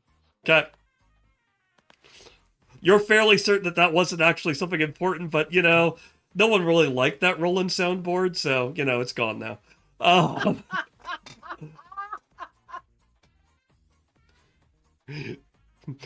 You sadly you managed to start. You hit the morning zoo soundboard. It starts going wow, it's time. Basically, like the donkey sound effects start going off, and Beep beep beep beep. Yeah. We built this city. to start, yeah. So we'll go ahead and close this off since we're just about done here anyway. So upstairs, basically the Ibot scouts get destroyed by Marvin. And upstairs, basically Dr. Testridge, who is basically suddenly both the robot and Dr. Testridge wake up, and they both kind of wake up screaming.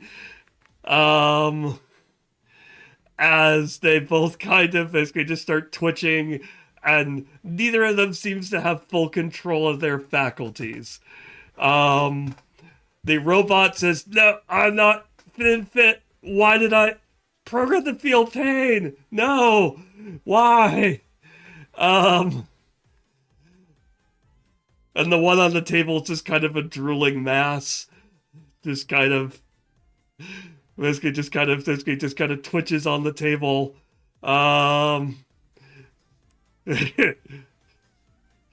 As basically that continues for as long as you let it continue.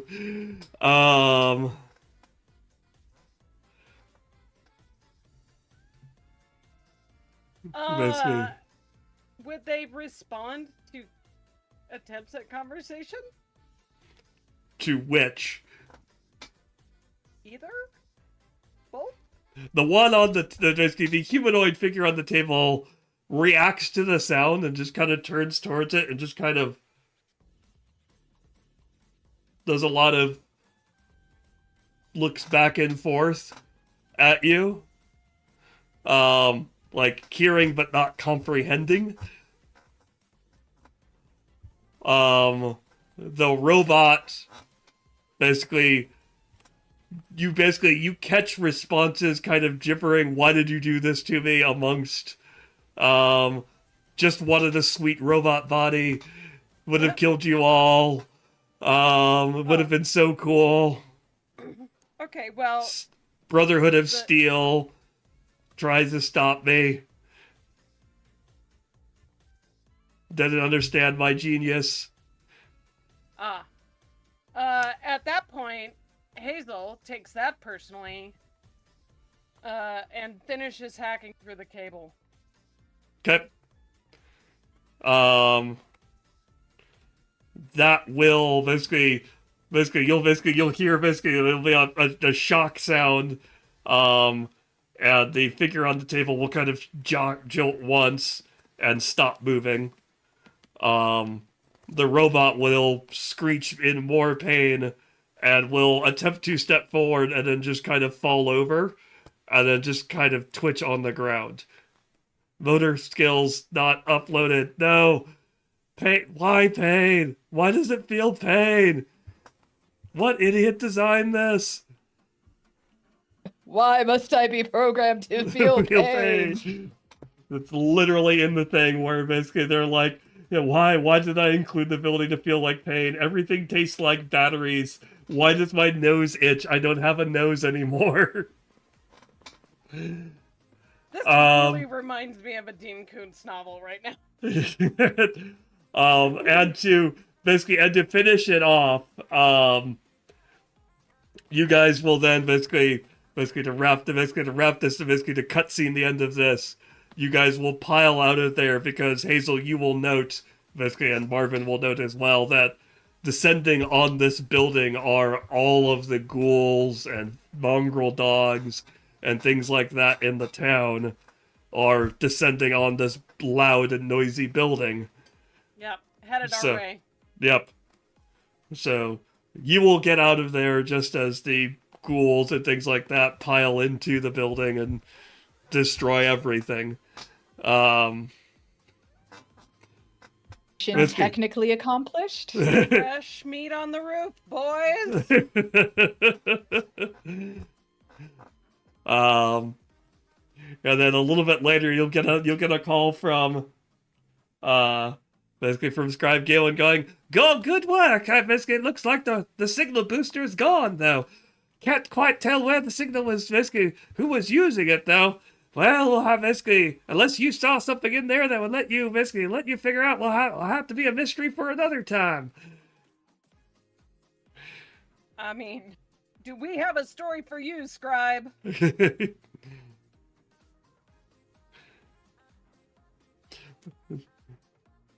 Basically, Scribe Galen like, "Oh, basically, and so you will meet up with the Scribe, who will pay you the caps that you were promised. All of you will each get, what was the promised about? Yeah, How what did were we my notes? promised? Good thing we've got a tool like Lorelink to Like, remind us of what me. happened last session. Exactly. Meeting Scribe Galen. It's right there. Oh, that's what it was. Basically 35 caps a person, and 5 bottles of purified water from Project Purity. Right, because I'm pedantic. Got it. Uh-huh. I mean, we need the water, so. Is it 5 bottles each or 5 bottles split between all of us? I believe it is 5 bottles split between all of you.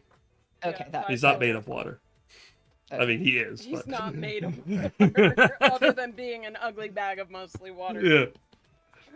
And so, with that accomplished, one more problem in the wasteland has sorted itself out. With a little help, a little nudge, and a little help from basically from the team here. Basically, they say that if you need them, you can find them. The C team, the V team. I'm not quite certain it's the A team. Ba-ba-da-ba, ba-ba-ba. And so, with that, basically, this adventure will come to a close. Out of curiosity, Yes. does a scribe outrank an initiate in the Brotherhood? Yes. Yes. That's what I thought. Scribe is a full member. Got it. They're not a combat member, but they are still a full member. Yeah. And basically, you would very definitely be able to get a commendation from him. Basically, a recommendation towards, basically step in your service. Progressing from initiate to member. Basically, Augusta, he would be able to probably, he would probably be able to at least, basically, if pushed for it, could probably give a near basically a location of a rumored vault in the area. Hooray! Feed my pit boy.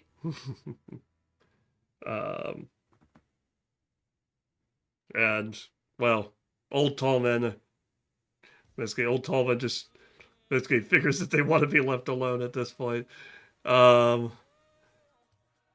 don't know if there's anything in particular you're looking for, Old Tallman. Meaning. I don't know I mean- if anyone can give you that, buddy. Seriously, I think that's what he's. Yeah. No, I think you're right, but like, Hazel would be like, "What do you mean, meaning?"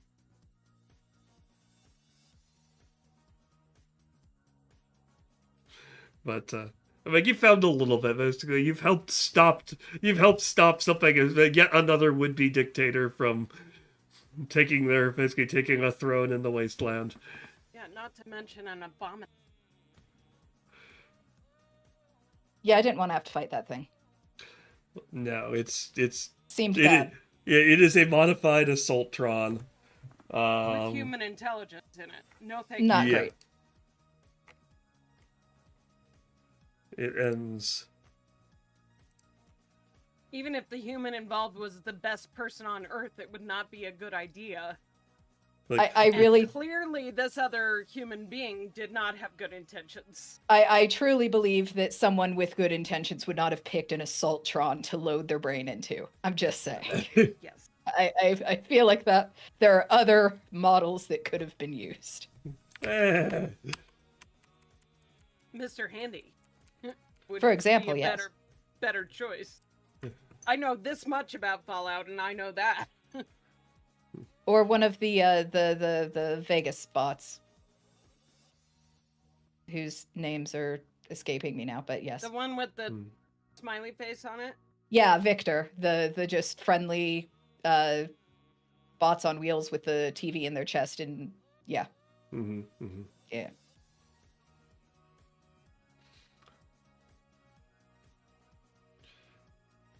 Yeah.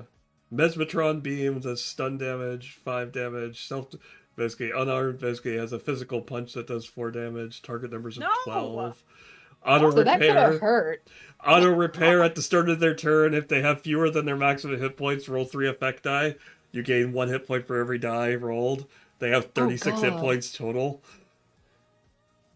Oh, we would have died. Almost definitely.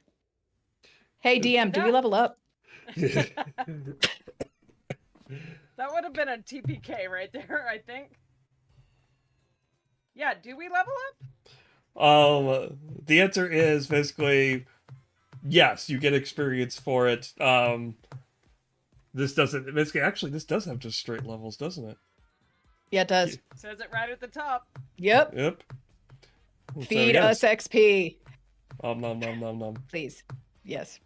And we didn't get any for last session too, so That's keep that right. in mind. 'Cause we Back didn't know pay, we were back gonna pay. continue. Yeah. Seize the means of production and leveling.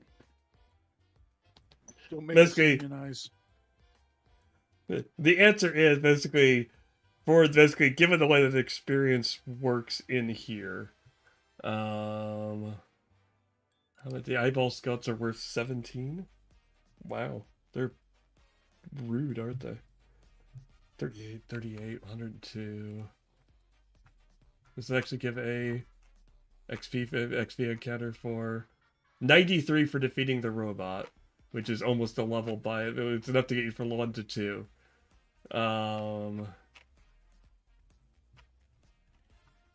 So the answer is you are very definitely level 2, possibly level 3. Hooray!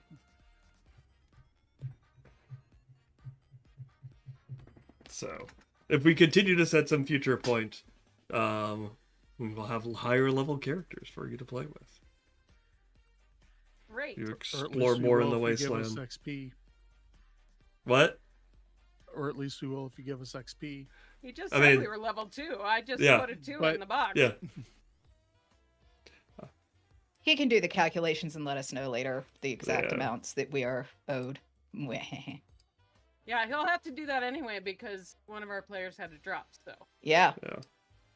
Basically, I would say your level probably 2.5. Basically, it's probably so 100 is first level, 300 is second level. So it is you probably have 200 experience, is what I would put Right. you at. After leveling up or including level up?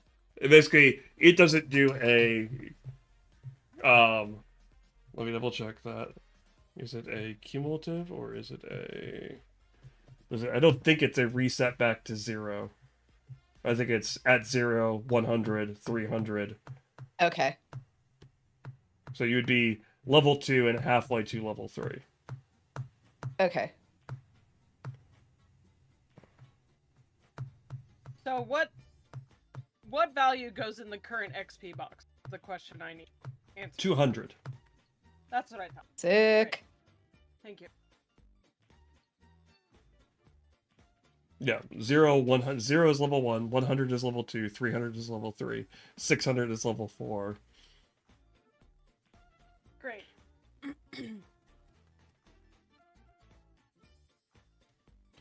Your maximum makes health sense. increases by 1. You choose one skill to increase by 1 rank up to a maximum of 6, and you gain a single perk.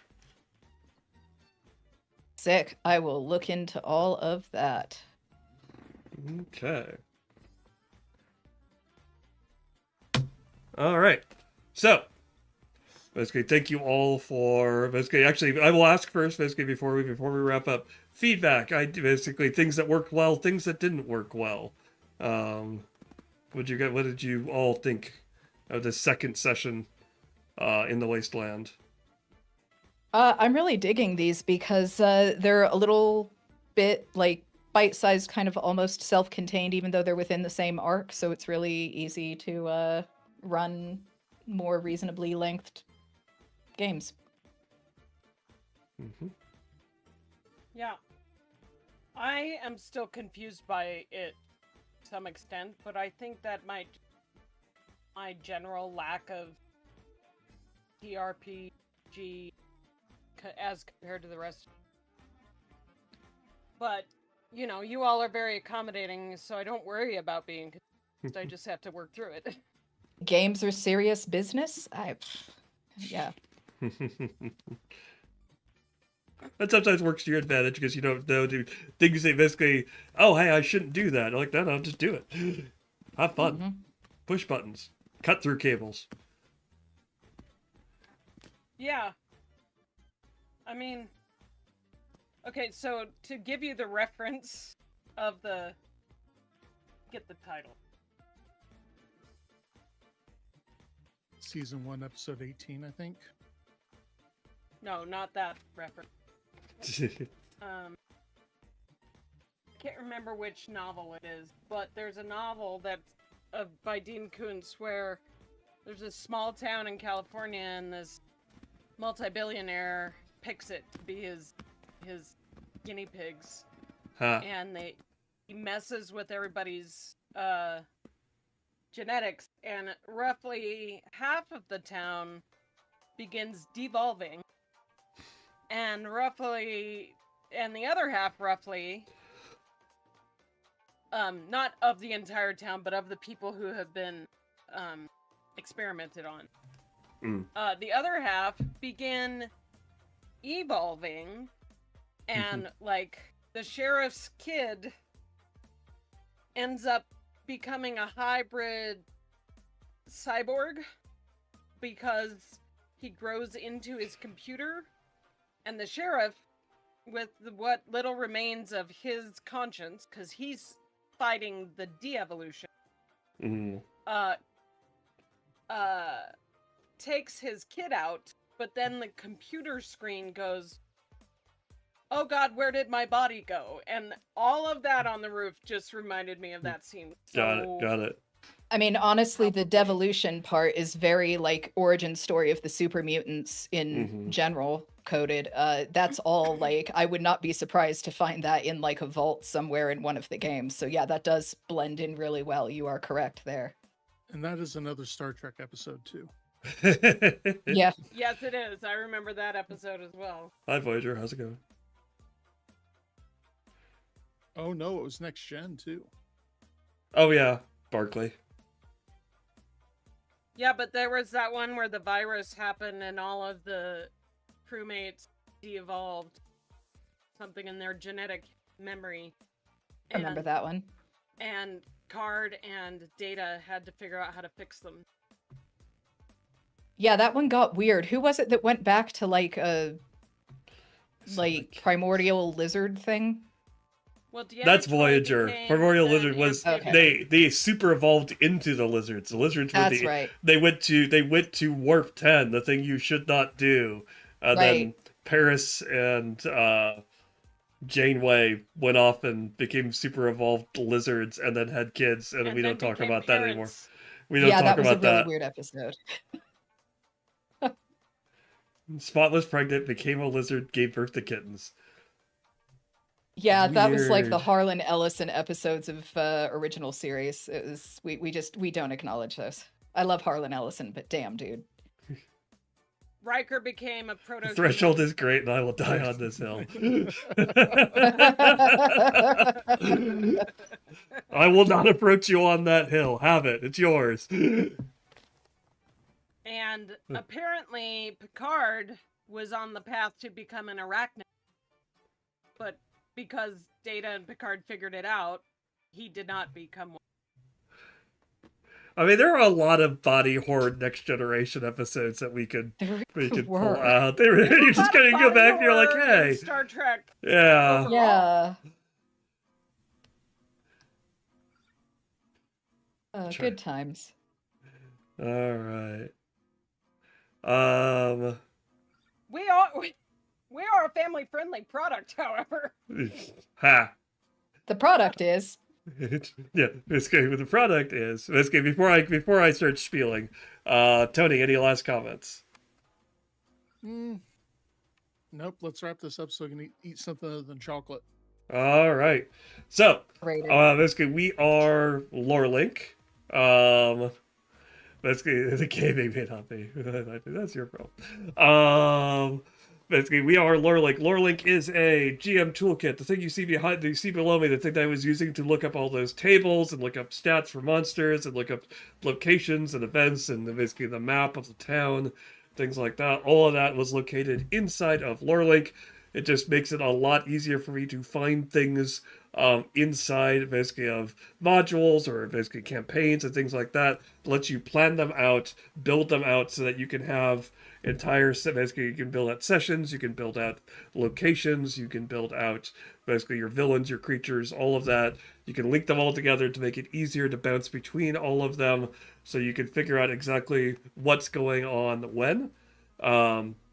And be able to look it up, so you less time basically having to flip through a PDF, which I had to do because I basically decided I wasn't going to draw this out, so I had to move to part 3, which I hadn't entered into Lorelink yet. Basically, so basically was still looking around, basically, or having to flip through the basically through the role-playing manual to find things.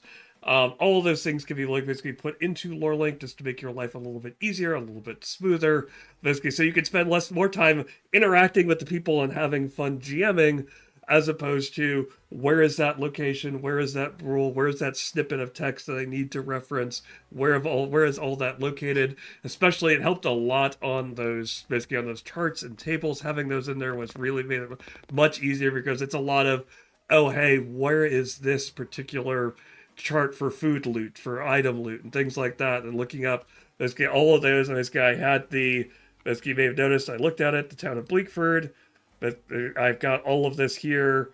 I've got here's the loot table. It's in the child notes, so even when I was looking at the Slocum Joe, I could basically bring up the notes from parents, and there's all the loot stuff right there, so I didn't even have to go back up to the town of Bleakford to find it. It was right there, and all of these are links that I could just click on to take me directly to one of those loot tables with the D20 listing right there.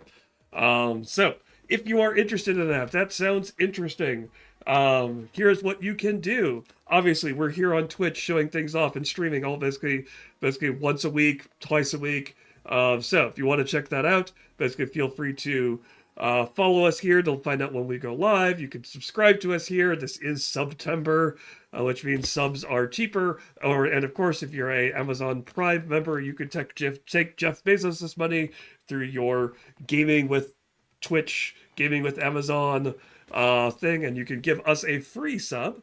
If you do that, we always appreciate that. Basically, as I said last time, basically, unlike Jeff Bezos, I can guarantee you that the money that we get from your sub will not be spent on yachts. So not only is your sub going to a better cause, it's also orca-proof. Little known fact.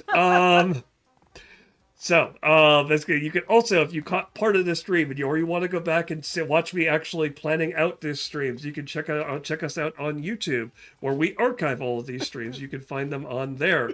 Going through there, basically you can see all of the archives we have for past streams, whether it's my streams doing this for planning, doing the actual plays, Mike's streams for Quest for the Frozen Flames, 20's previous streams where she's played Darkest Dungeon, things like that, or our occasional gaming streams, which basically can be random and go all over the place.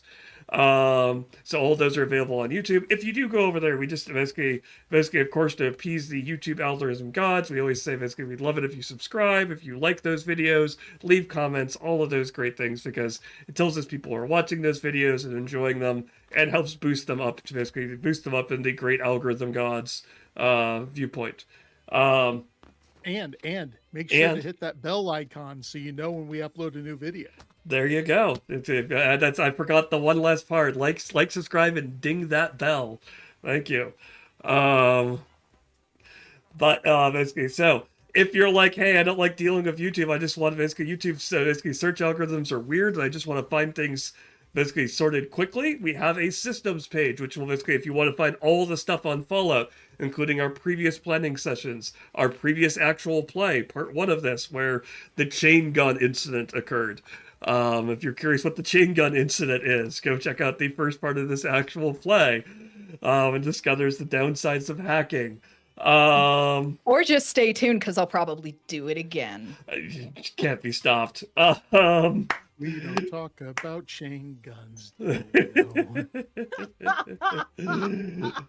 Nice. So basically, and also we'll see what other systems we have used Lorelink with. If you're like, hey, have they done stuff with Starfinder? Have they done stuff with basically showing Daggerheart or any of those systems basically in Lorelink, you could check us out there, and there will be a quick reference for you there. While you're on that page, basically on our website, there are 2 other things you could do. One, if you want to find out basically what we're doing and things like that, you want us to send you a monthly thing and be like, hey, here's all the thing we did in the past month, here's all the things we're doing in the next month, come check us out. There is a newsletter you can subscribe to, that's right there, and that will let you know basically what we're doing. We send those out once a month, twice if we're doing something really exciting or cool, but we're not spamming your inbox, we're just sending you basically a summary. That's the point of the newsletter. The other thing you could do while you're there, if you're like, hey, this Lorelink thing sounds interesting, I want to try it out. We have a free trial that is available. And when I say free trial, I don't mean, hey, you only get it for 2 weeks. I mean, it is free and you could use all of Lorelink with basically the exception of a few of our paid features. The only things which I've been using in here have basically the map hotspots are a paid feature. And the templating, basically you may have heard me talk about during planning, is also a paid feature. But all of the basically linking and basically listing and child locations and things like that, all of that is available basically on the free account. You get 2 campaigns to do with what you want. Uploads are a little restricted because, hey, storage costs money. But other than that, you can try it out, basically add your campaigns and play around with that to your heart's content. So feel free to give that a shot. Basically let us know what you think. Contact us or leave us a comment. And basically because we always like hearing from people about what works and what doesn't work for them in Lorelink. Lastly, because we have the social media manager, basically we have the communications manager here in the call, I will do my part and point you to our social media pages. Which are Blue Sky, Facebook, and Instagram. Has just appeared in the chat thanks to our awesome moderator 20.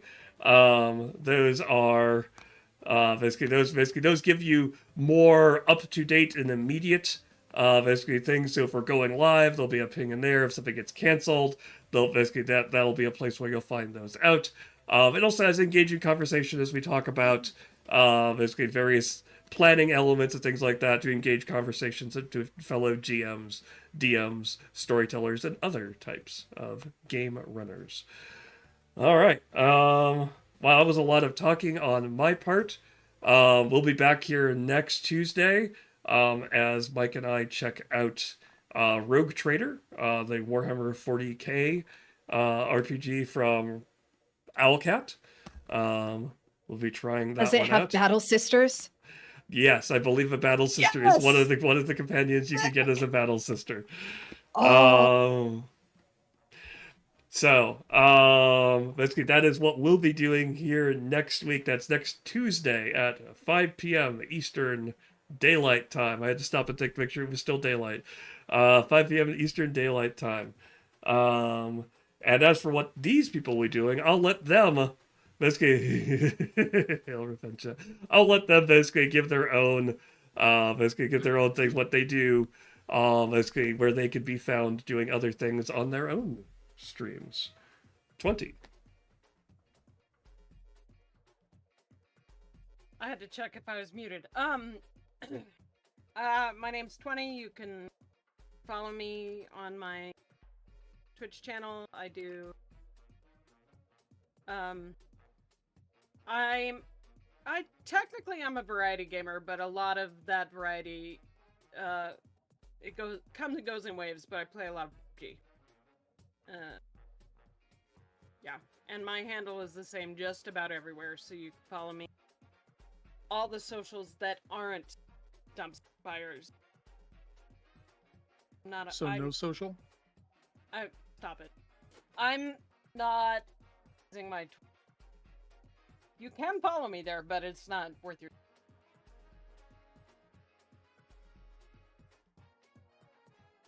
Nix. Luna. All right. Cool. So what up? I'm Luna. I have enjoyed hacking all of the things for you today. In real life, I do some of that, but mostly I just play tabletop RPGs. That is typically what I use my Twitch account for. I'm often here with the Lorelink folks. I am also now streaming over on Tales of Initiative with the Tuesday Test Kitchen. We will be playing Flabbergasted on October 1st. I believe that starts at 5 Mountain Time. I should probably. Eastern? Sounds right. Yes, 7 Eastern. Yeah. Thanks. That's 5 Mountain. That works. Math is hard. I got you. Also, I would like to let everyone know that the next time we play this, I totally took Animal Friend as my perk level 1, so we'll get up to that level 2. The puppies will be mine. Tony, your turn. All right, and as you can see, I'm Tony Troxel. That's actually my name.